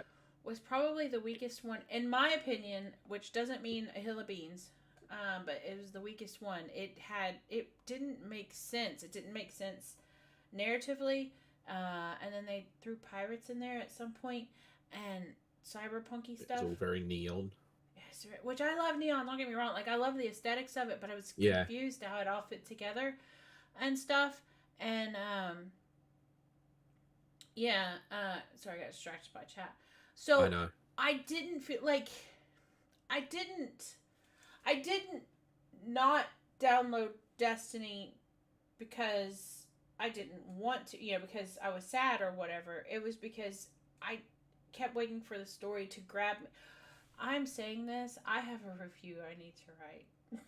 I forgot I'm reviewing Destiny right now. I think you've already reviewed it a few times on this podcast. Oh my gosh, but I'm supposed to write it. I just gave away my review. I need to write that down. It's not the strongest, this latest iteration. No. So I am, the shape or whatever I'm looking forward to. But anyway. Well, do you want me to spoil the trailer for you? No, go watch it. Oh, okay. Be sad. Remember I really want to know. No, because I wanted to say who it was. Does it have a witch in the title and a queen? No. It may have a name and a number. Oh, don't tell me, Pete. I have to go watch it. Don't tell me. You have to go and watch it now. Man, It's a Stupid certain. Bungie. Stupid Sonic. Bungie. I don't care. I'm just gonna tell you it's K6. Stupid Bungie. They always get me. They always get me. I have to go watch it. That's Stupid why I had to Bungie. tell you. I was like, you need to know. Stupid, dumb, idiot, stupid Bungie. Why can't I have friends that play Destiny with stupid Destiny? Just bad memories. I tried. Yeah, I know you tried. did. I know you did. Like, I gave it a good effort. I can't hold that against you, Pete. I can't. You did. I had fun when we did. You just did. Stopped. It's just. Yeah, it just stopped. I mean, it did. It stopped being fun for me after a while. Well, that's the thing. Like, it doesn't matter. It's over with. It's done. But it was beautiful, beautiful time, beautiful memories. Yes. But yeah, so yeah, I'm definitely interested about Marathon. So we'll when that comes out in 2027, we'll play it. That sounds 2027. I'll be like really old then. I don't know if that's the actual release date. I'm just saying. Yes. Anyway, shall I go through this chat a little bit? Yes, let's do that. I'm tired and I'm bored. Yeah, I know. So I'm just going to run through these quickly. So starting out now, he said, "Congratulations, Activision. You wasted a bunch of good character designs to make a lot of bad decisions." Yes. In terms of Overwatch 2. Yeah, like why? Why? I'm still surprised Overwatch 2 came out. Don't forget, I predicted it wasn't. Yeah. He said, "Yeah, I don't know why they gave a Twitter update on that because they don't have a lot to show right now. They're factions, I guess. Yeah. Because it's like now, I won't be surprised if they make Last of Us 2 DLC or The Last of Us 3. Also, were mentioned earlier about that. He said, on a side note, that Marathon reboot being like a Tarkov is interesting. Yep. Yeah. Said might be on the but he said, but back to the Marathon thing, I haven't played it, but those look too good to be in those models, I believe, look too good to be in a live service thing. Bungie's really good at FMV. What is it called? I call it FMV. It's not called that anymore. Cinematic cut. Cinematics. That's the word. Thank you, Pete. Bungie's really good at cinematics. But here's the thing, like, don't get. Oh God, see, I just love Destiny. I'm sitting here talking about how much I'm like sad and whatever, but the truth is, I love it. Okay. Nana also then put the internet might die during the second season of that go because Pedro Pascal fans. I agree. Oof, I've already. Also, if they decide to 1-to-1 the game, then oof. I've declared on here many times, I'm not watching season 2. That's up to Pete. I can't do it. I'm watching it. I can't. Season 1 killed me, but in a good way. In the way that Guardians of the Galaxy 3 killed me. Like, I knew it was coming, but they added so much to it, and it was beautiful. It was wonderful. I can't do season 2. I can't. I just can't. I can't do sadness anymore. I just can't. Yeah, fair enough. Anyway, Centro put. Yeah, Centro put, unless it's me, I'm saying you're wrong. Funnel all your hate at wickedcentro@gmail.com. Talking about The Last of Us 2. I think he likes the game. Well, but that's the thing. You know, there are a lot of people fine. who like You're it. more than welcome to. Absolutely. Just because we don't like it doesn't mean you don't like it either. Bye, Brent. You have agency in your own opinion. So, have sorry. Fun. Brent's leaving, so I was waving. Oh, bye, Brent. Thanks for stopping by. Yeah. So, Nana put shooter. That's all you need to do with that game. It's similar to the first Tomb Raider. I don't know if those are linked. They said, "Oh, okay. I thought you guys were not going to talk about the presentation because it was pretty bad." Yes, it was. So me, ironically wearing a PlayStation shirt. And me in my Xbox shirt. Yeah, you can tell that I already put the PlayStation shirt on to be ironic. Yes, I am not ironic. I know. For those who don't know. If you don't shut up, I'll banish you in a minute. I just want to be sure everyone knows that Atriox is on the back. Yeah. Okay. If you don't know who that is, you ain't my friend. Actually, to be fair, Centro raised a good point. He said the only things I cared about in the showcase were not by Sony. I mean, that's fair. I agree. And a lot of these games that were touted on the PlayStation showcase are actually also coming to Xbox, like Marathon and Metal Gear Solid. It's true. But that's always the way. It's just whoever pays the most for marketing. Yeah. So, Capitalism 101. yeah. Nana put, yeah, I was like, Kylie's taking a bit there. Well, it's Craven, Oh, so it makes sense that he's not in New York. So, yeah, I agree. that's where I Uh, like paused and fell asleep while before going. That's what yes. she said. Nana then said, yeah, I was shocked to see this was real. I wonder who's making it. That would be Konami's internal studios, as well as some assistance from Virtuous. Guess that answers that. Yeah. He said, "Oh right, the PS3 collection. Yes, the PS3 and the Xbox 360 collection. They are essentially just re-releasing it. Yeah. Congratulations, Konami." Um. Yeah, he put Sencho. We already read that one. Might as well call it PS Stadia. Yes. Yeah, I guess this is why you mentioned Martha is Dead, because Mike Nintendo Yeah. put Martha is Dead. Yeah. Anyway, Sencho put FF16 looks pretty cool, especially now that I started playing FF14. Yes, the game that's also made by the same director. Oh, okay. 14's actually pretty good. From what I've heard, yeah. Yeah, not my favorite, but it's good. Okay. He did put Dragon's Dogma 2 better have multiplayer. Yeah. It probably will. He said I was excited for Helldivers 2, but I heard it might be a live service game. That just puts me off. Agreed. Yeah. That's a watch and see for me. Yeah. Nana put, yeah, I was like, is it Jade Raymond? Yes, it was. And yes, yeah, congratulations. The game industry forgets that it needs to be capitalist to make money. Yes. Ooh dear. Sencho put thought it was Watch Dogs 3 because the characters look so off-putting. And then Sencho put about Foam Stars. Wasn't it Splatoon remastered? Yes, it was. Nana put, I'm curious into this. Also, I think this is Balan Company. Oh dear. Ooh. What you mean, Foam Stars? Ooh. If Foam Stars is being developed by the same company who made Balan, then oh god. Oh god. That's cray. Okay, in regards to that samurai game, I can't remember what the name of it was. It says it looks a lot like Sekiro or Ghost of Tsushima. Yeah, it looked like Sekiro to me as well. Yeah. Also, this game that was by the studio that made Abzu also made Journey, and he's put Tony Hawk's Journey, which I think is quite funny. Nice. Because yeah, it was a sword going through a desert. It did look like it was skating through the desert. That's funny. God, I'm really looking forward to that game. It looks really cute. Can't remember. I guess this is to do with Grand Blue.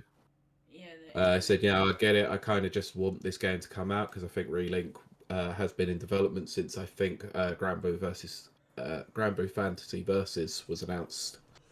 Sencho put Freddy. I can't wait for the movie. I think the movie looks kind of terrible, if I'm honest. I think the animatronics look cool as hell, but I worry about how much of that's going to be CG. See, well, I would think majority of it. It's just like, so how do I say this? Well, like, there's this guy I watched, this YouTuber called Soviet Womble. Yes. Okay. Soviet Womble. Sometimes he does I don't know, what do you call it? Like deep dives? Mm-hmm. Documentaries or whatever. I call them deep dives. Yeah. And he was doing like one of my pet peeves, which is survival games that the guys create the games, or the people create the games, but then they write the lore afterwards, and then they add things to the game to support the lore. Yeah. And how it throws it off. This was about the Forest and Sons of the Forest, which I mentioned on the show before. Oh, okay. But Five Nights at Freddy is also one of those games, whereas they came up with the game mechanic and it was really cool, and then the lore, all the story stuff. Yeah, all that comes later. I'm here to tell you, and yes, of course I'm biased because I'm a writer, but you really need to have your narrative and your writing in place first. Yes, I agree. Build your game around. Anyway, let me just power through these last few, then we'll getting on. Yeah, it's late.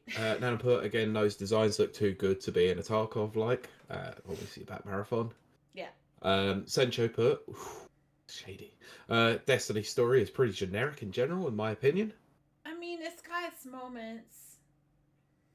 I think it had some really good moments in it. It did. Kate Six dying was pretty emotional. I mean that, and then Crow, when you gun down Crow, which makes me think of Yep. somebody was telling me about the lore, and they were so Yeah. passionate about it, and now I want to cry.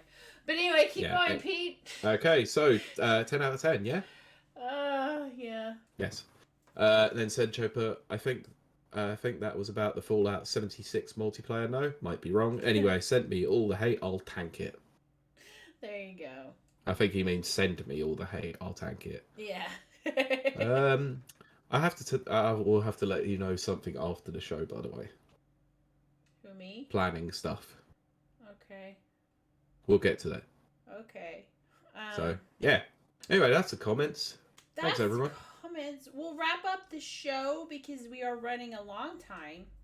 Yeah, and then we'll do a few minutes. We'll do a few minutes on twitch.tv/rapidreviews. Good. But yeah. So I hope you've enjoyed this very loosely goosey my birthday week wrap up show. And we've enjoyed having you. And as I always say, and it's true every time I say it, you can spend your time with anyone, but you spend it with us. And that's so kind. And we love you for it. Thank you so much. It's awesome. Thank you. I really appreciate it always. Yeah. Like, I may not sound genuine, but I am. no, he's genuine. I hate doing that sort of thing because I don't sound genuine, but I really do mean it. Yeah, Pete does mean it, and like, I really am sad and lonely. So I love it when you guys stop by. But anyway, Pete, what about where they can find you out there in digital world? Well, you can find me in the usual place. It's at Pete Beckett 1 on Twitter. I'm still there, unfortunately. No, that's good. But you can also find my dulcet tones on the most recent Guardians of the Galaxy Never Watchers episode that was released today. Right today. Go get it. So, yeah, if you want to hear some extended thoughts, because I couldn't go into spoilers and all that on the show, go listen to that. We'd really appreciate it. Also got a poll up for the next episode of that podcast as well, what we're watching. Put your poll So go away. check that out, please.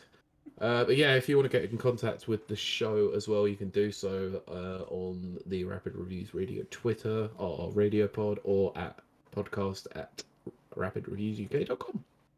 Perfect. Kylie, do you want to plug any socials, or are you just going to leave it there? Nope, I don't have any. I'm out. Okay, cool. Let's move on then. Yeah, you can catch me here every week, because I am here every week, and I do really enjoy it when you guys join us in chat. It was so good seeing all of your familiar faces and all our, like, longtime listeners that showed up and new faces. We got, oh my gosh, we've had four new followers, guys. That's crazy. That's amazing. You guys are amazing. We have the best chat.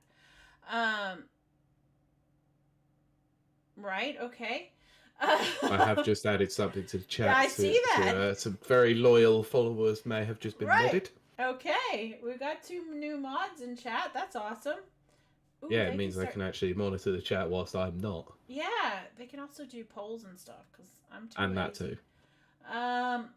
Yeah. Have fun with that, Nana. Do polls and stuff. You're awesome. Nana did some more clips this week, by the way. I saw that, yeah. You did? Okay. And then I think that's going to do it for us. But thank you so much for joining us. And we will see you and talk to you next week. Bye. Goodbye. Thus ends the podcast portion of our Okay, show. give me 1 second. Just got to change my settings. Pete's gonna change his settings. I've had a full bottle of Prosecco, which sucks because, like, now since it says now's the after dark part where we go off the rails. Well, we already went off the rails. We're gonna try and get back on it. Talk about our twinks. But yeah, what was I gonna say? What you mean to? No, I'm not. What? I'm not saying it. What, Pete? No. Okay. No. Nope, definitely not. That's a Uh-huh. cancel. That might be a Oh. cancelable offence.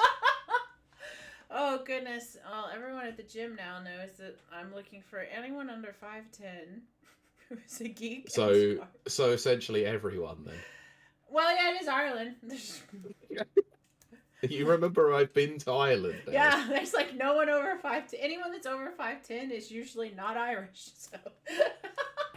Yeah, that's why I felt like a giant going Yep. there. And I Yep. didn't go to the causeway. Yeah. Oh, you did or you didn't? No, I didn't. You didn't? That's Okay. kind of the joke. Oh, okay. It Yeah. wasn't very funny. You don't Oh, have to sorry. laugh. Yeah, okay. But, yeah, no, I don't think there's anyone over 5'8" in the gym, actually. Except for Tegan, obviously, but he's not Irish. He's South African. Yeah, they're big. They're big guys. Yeah. Like, he and I literally could pass his brother and sister. Like 100%. But he's actually taller than me. It's weird. I'm not used to people being taller than me. Yeah. But what was my point? I don't remember. I drank an entire bottle of prosecco. Ugh. Don't know, but that might have been my fault for distracting you at the same time as well. Probably. But yeah. So I watched Interview with the Vampire today. Yeah, you said that on the show earlier. Yeah, no, but I'm gonna talk about it in preparation to watch the TV show. But the TV show might be a little bit too naughty for me. Cause see, okay, here's the funny thing. I'm a bit naughty, as you know. I like to say a few racy things. But I'm actually kind of wholesome underneath it all, which is weird and nobody really gets that. I'm very uncomfortable with like sex scenes in shows and stuff. There's very few that I'm comfortable with. It depends on the show. Like, I didn't even like it when Brienne and Jaime Lannister had their moment. Like, that even was like, oh, I don't know about this. Right. Yeah, some shows, like, sex scenes are just so boring. Yeah, it doesn't, like, if it doesn't, exactly. It's like, okay, let's move on, guys. Yeah, if it doesn't move the story forward, I don't feel it, you know? That's because most Hollywood sex scenes are not very titillating. They're not. And I just gave me an excuse to say titillating when talking about sex scenes, so you know. I partake of other media, of racier media. You sell the 7 Seas for that one too. I don't have to. It's free. It's all on X Hamster, man. But I guess because that's not in a story way, like none of that. I don't watch anything with a story when it comes to that. But when it comes to there's stories in that. Like that is really weird for me, because I don't like it in my television shows and stuff. But you like it in your adult entertainment. I do. That's weird. I have to think about that one. That is weird. That is weird, right? Because it's never good. No, it's terrible. But gets the job done. You know. But like, I'm not saying anything. But like when it's in TV shows and stuff, I don't like it. That's very weird. I'm a very strange person. So how did you feel about the sex scene in Last of Us Part 2? Oh, and the game? You mean? Yes, Last of Us Part 2 had a sex scene in it, if you don't remember. I do remember. I just don't like that game. And I don't... That was not... It didn't flow, right? No, see? that was yeah, sorry, Sencho. But, yeah. If you watch a lot of 80s and 90s stuff, they just, like, have sex scenes in there. And, like, even House... Yes, they did. A lot of them. Yeah. Like, House, there's at least 2 episodes that just open with, like, teenagers doing it. And it's like, oh, I don't want to see that. I'm uncomfortable. Well, considering what the vast majority of people are like in Hollywood, that doesn't surprise me. Oh, gosh, yeah. Well, being that Brian, what's-his-face, was the executive producer, and he's, like, a known nonce now. I love the fact that you're now British and saying that word. We don't have an equivalent of that. Ours is just child molester. Pedo. Yeah, just pedos. Pizza file. No, but it is also the fact that you just called it pedo as well rather than pedo. Oh my goodness. You are proper British now. Oh It's no. hilarious. Oh no, sounds proper British. But I'll be having tea and biscuits soon. Yes, you will. No, never. No, you will. Cookies and The milk. day that you go for an afternoon tea, I'm just Oh my gonna goodness. absolutely rip you So- a new one. What I learned in Pompeii is that the Romans are the ones that started afternoon tea, and that's why Yes, of people course. they eat their dinner like at 5. I can't imagine that. You guys, I've eaten dinner at 5. It sucked. you guys eat way too early for me. No, 6 o'clock I think is a reasonable time. Well, yeah, 6:30 is for me between 6 and 7. Yeah. Yeah, And then that's what we call the magic hour. yes, and I might have a little whatever snacker doodle before bedtime. It's usually yogurt, but that's because I'm in training. Of course. And I'm boring. That's not boring. Shut up. It is, but No, it's not. I have not had. Oh my gosh, there are so many like sweet things in Italy that I wanted to eat, and I can't eat it because it's wheat. Even though I did eat the pizza, I did try the pizza. I had to, but also I can't eat sweets. I wish I could, but I don't want to get huge. I don't want to be huge. Well, I want to have huge muscles. I'm very tired. Can you tell?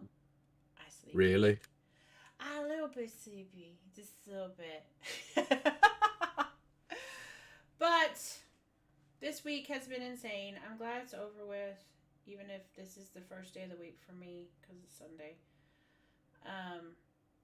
Tomorrow I have a huge, massive workout I have to do because it's a bank holiday, and bank holidays mean CrossFit goes cray-cray. And I have to run half a mile, do 50 pull-ups, 50 squats. Yep. 50 sit-ups, I think. 50 something else, I can't remember. And then run another mile. Push-ups. Damn. 50 push-ups. And then run another mile. Ooh, sounds like fun. It'll be an hour-long workout. Damn. But I'll be strong and fit, so... And it might help me get out of my sadness. So. I think it may do. Yeah. That's why I'm hitting everything so hard. I worked out every single day last week. Damn. Yeah, because I was just like, you got to get out of this funk. That's what I was talking about in the show, guys, out there in TV land. You got to find that silver thread. And for me, it's the gym. It's the only thing that's going to get me out of it. That and someone loving me forever. Eternally. But yes, exactly. Cincha, working out always helped me with my mental state. It's the only thing that pulls me out of it. Every time I go through like a friendship breakup or any kind of breakup, I just turn to working out, and then I lose a bunch of weight. I get fit. I get all like sexy looking, and then I meet somebody, and then the cycle starts over again. It's like, okay, well, here we go again. Tegan's convinced I'm going to meet somebody at the gym. We'll see. You reckon? I don't know. I don't know. I'm not They sure. have to be under 5'10". They have to be a geek. They have to be nice. Just fucking be nice. If they're a twink, even better, but like a straight twink.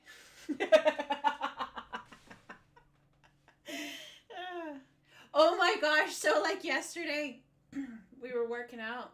Was yesterday Saturday? Yeah. So the girls happened to finish their workout first. I don't know how we did that. I really don't know how, because we have the same workout. We have a little bit less calories on the bike, but overall it was the same workout. And so all the girls were over to the side chatting, and I was like, well, I want to keep my heart rate up or whatever, so I went on the rower. And I had like a perfect shot, and all the dudes were still working out, and they all took their shirts off. And I was just like, Yep, this is my life now.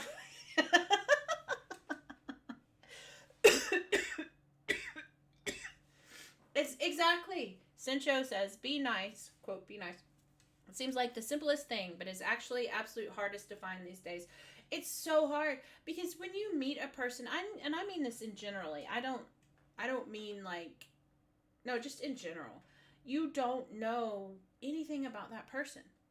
Like, whatever they're presenting to you, that's what you take at face. Well, what I take at face value. So if they're being nice to me, I just think, oh, they're a nice person.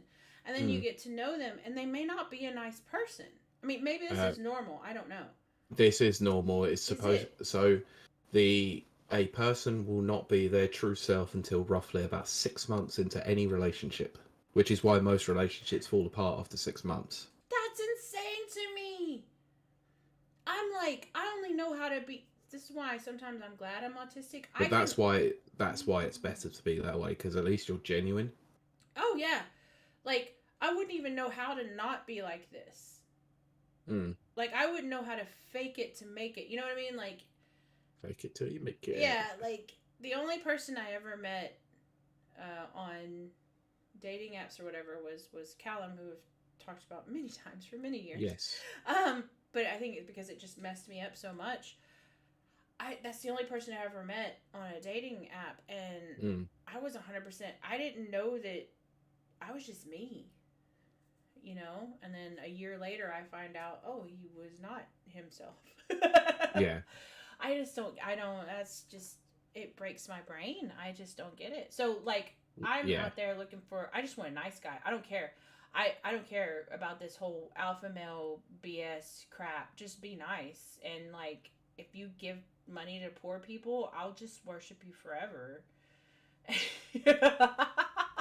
Fair enough. Just be nice. All I want is that. I was telling Tegan that too. Yeah, I don't see any problem with that either. It just seems to be a problem with society nowadays that people just aren't kind anymore.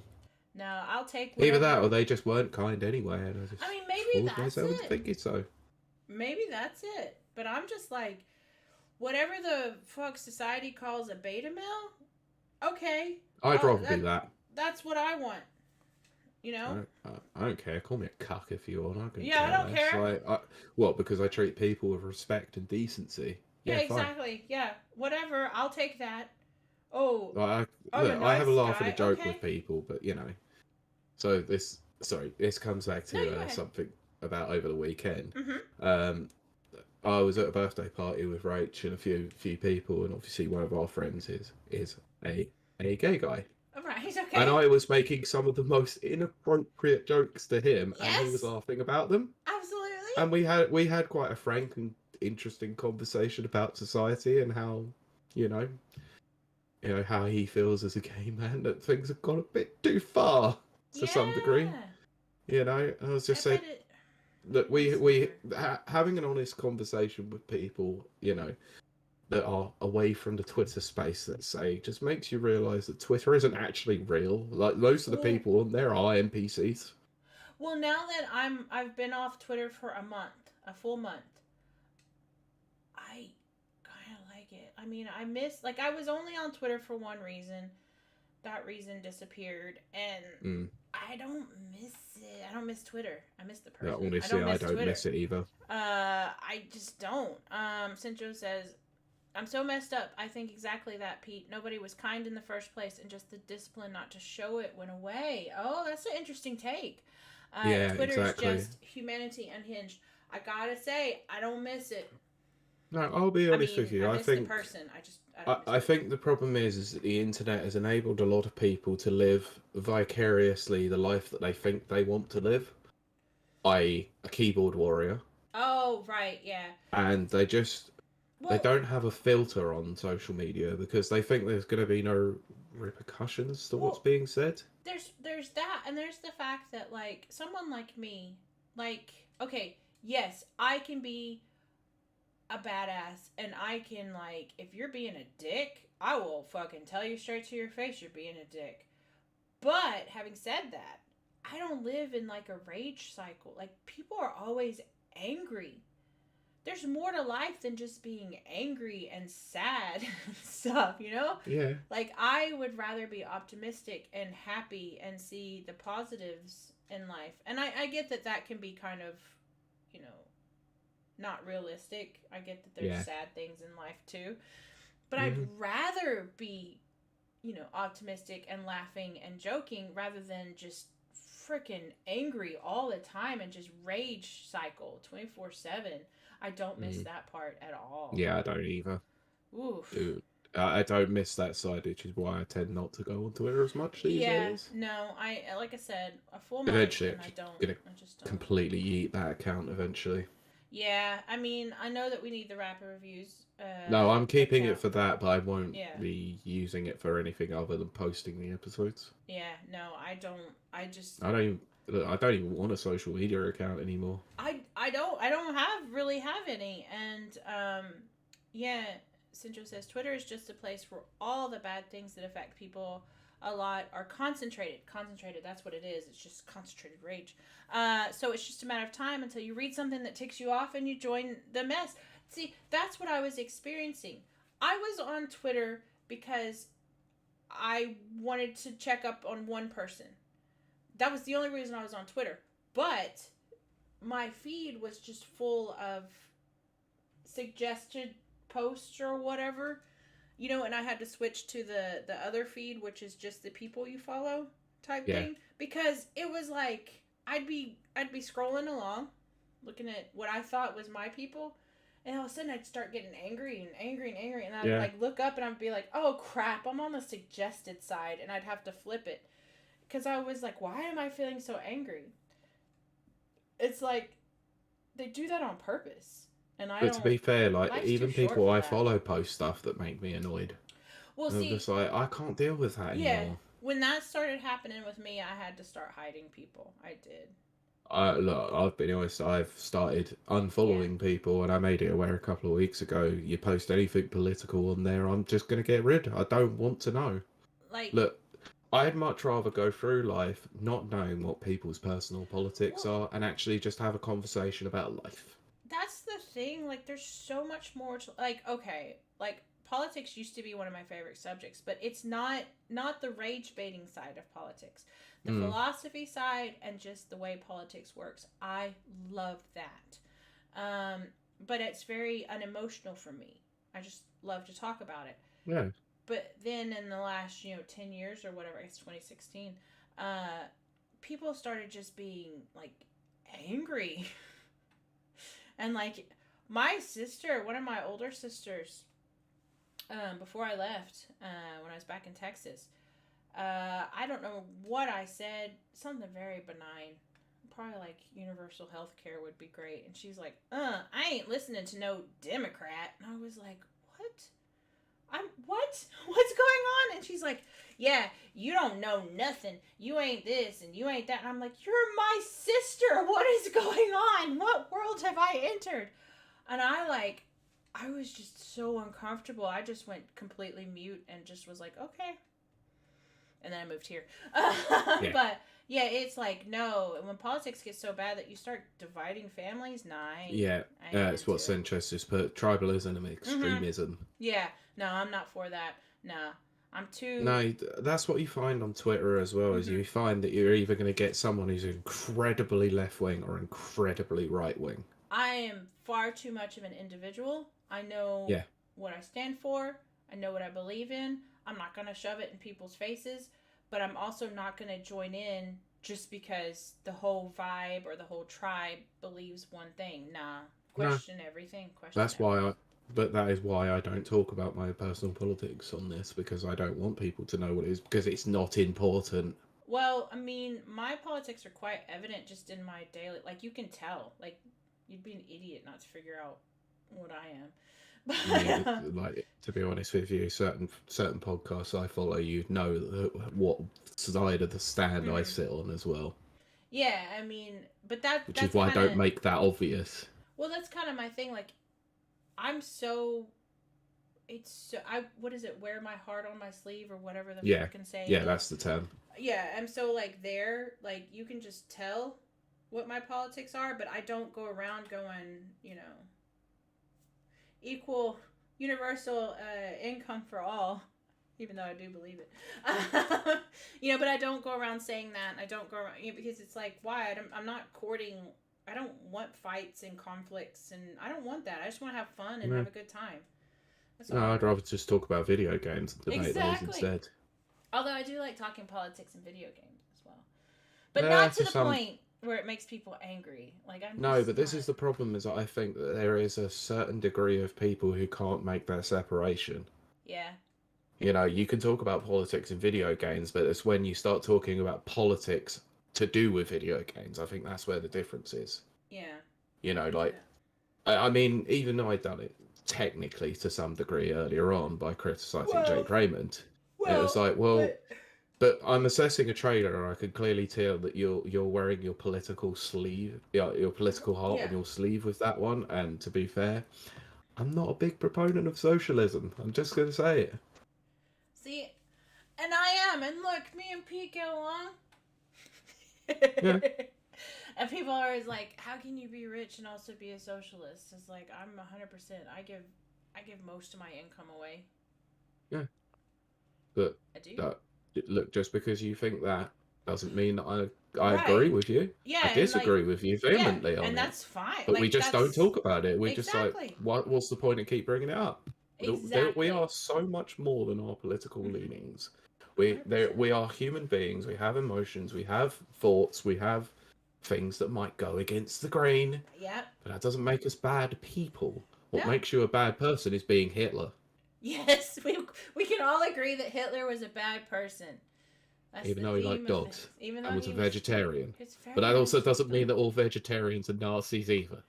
Yes, he really was nice to his dog. That's so weird to me. Uh, I like what Cincho said, Pete. You go ahead and read it. No, I've seen it. Don't you dare say I'm more than my political views, Pete. That's all I have in my life. Welcome to Twitter, apparently. Oh goodness, no, I don't. I don't miss seeing things that make your heart Yeah, stop. Oh gosh. yeah. Right, shall we wrap this up? We will Shall we wrap call this this a up day? because I've drank an entire bottle of prosecco. We have, yeah. I need to have a quick chat with you after the fact as well about next week. Okay, my favorite. But no, we have enjoyed your company. We had so many people drop in. It was so Yeah, nice to see y'all's honestly, thank you. internet faces. I hope you do watch this later on the VODs. Keep watching it because our viewership has gone down a bit. Well, YouTube's been good again this week. Has it? Because I Yeah. didn't think it had. But again, I don't No, really. it's about average. Is it okay? I don't really check until Monday. I kind of save it It's up. about average. It's been all right. Okay, because I checked about midweek, and it wasn't It great. didn't look good then. Okay, it wasn't great. Okay. No, I checked it this afternoon and I thought, healthy, nice. Yeah, I check about Mondays and Wednesdays roughly. Yeah, I only checked because I had to look at. I was on something anyway. I was Ooh. doing my editing for Never Watchers, and I just Ah, thought I'd have a have a little 2 minutes looky. to just look away from this, like from the editing job. Yeah, Only so many times you can look at squares. it's true. Now that is Yeah, true. It's very true. if you've edited, you'll know what I'm Yeah, talking about. exactly. Oh, it's true. But anyway, Nana says, enjoy your nights, guys. Thank you, Nana. I hope you do too. Yeah, and everyone enjoy your bank holidays tomorrow because even the Americans have bank holiday tomorrow. Yeah, It's our I heard the Memorial Day. Canadians do. Oh, do they? Well, see, Yeah. you know what sucks is, as you know, my birthday was this week, which is all you're getting out of me. But every year my birthday normally fell along Memorial Day weekend. Oh yes. I never had to have birthday parties because everybody leaves for Memorial Day weekend. Ugh. So I was just like, oh, okay. But anyway, and then my 16th birthday happened, and when I was 15th, and I got to have a party, my first party. I fell asleep way early. Of course you did. I was bored. I was like, I was going to say, shall we not mention about annoying days to have your birthday? Yeah, Pete's got the Let's most not. annoying. And most annoying. You've got one of the most annoying. I would think Christmas is probably number one. Nah. But Pete's is number two. Nah, mine's the most Pete's annoying number because one? it's a Okay. Hallmark holiday. It's true. Oh, yeah. It's made up. I would like to Not even a celebrate it real once. holiday. I just want to celebrate it once. Just once. Just somebody love me. Just one day. Right, But let's wrap it anyway. up before you start going into pity party again. I know, exactly. I gotta get out of this. That was But a anyway, joke. I It was know, a joke. I know. I was also joking mostly. I know. Yes. I guess we will see you guys next week. Bye. Goodbye.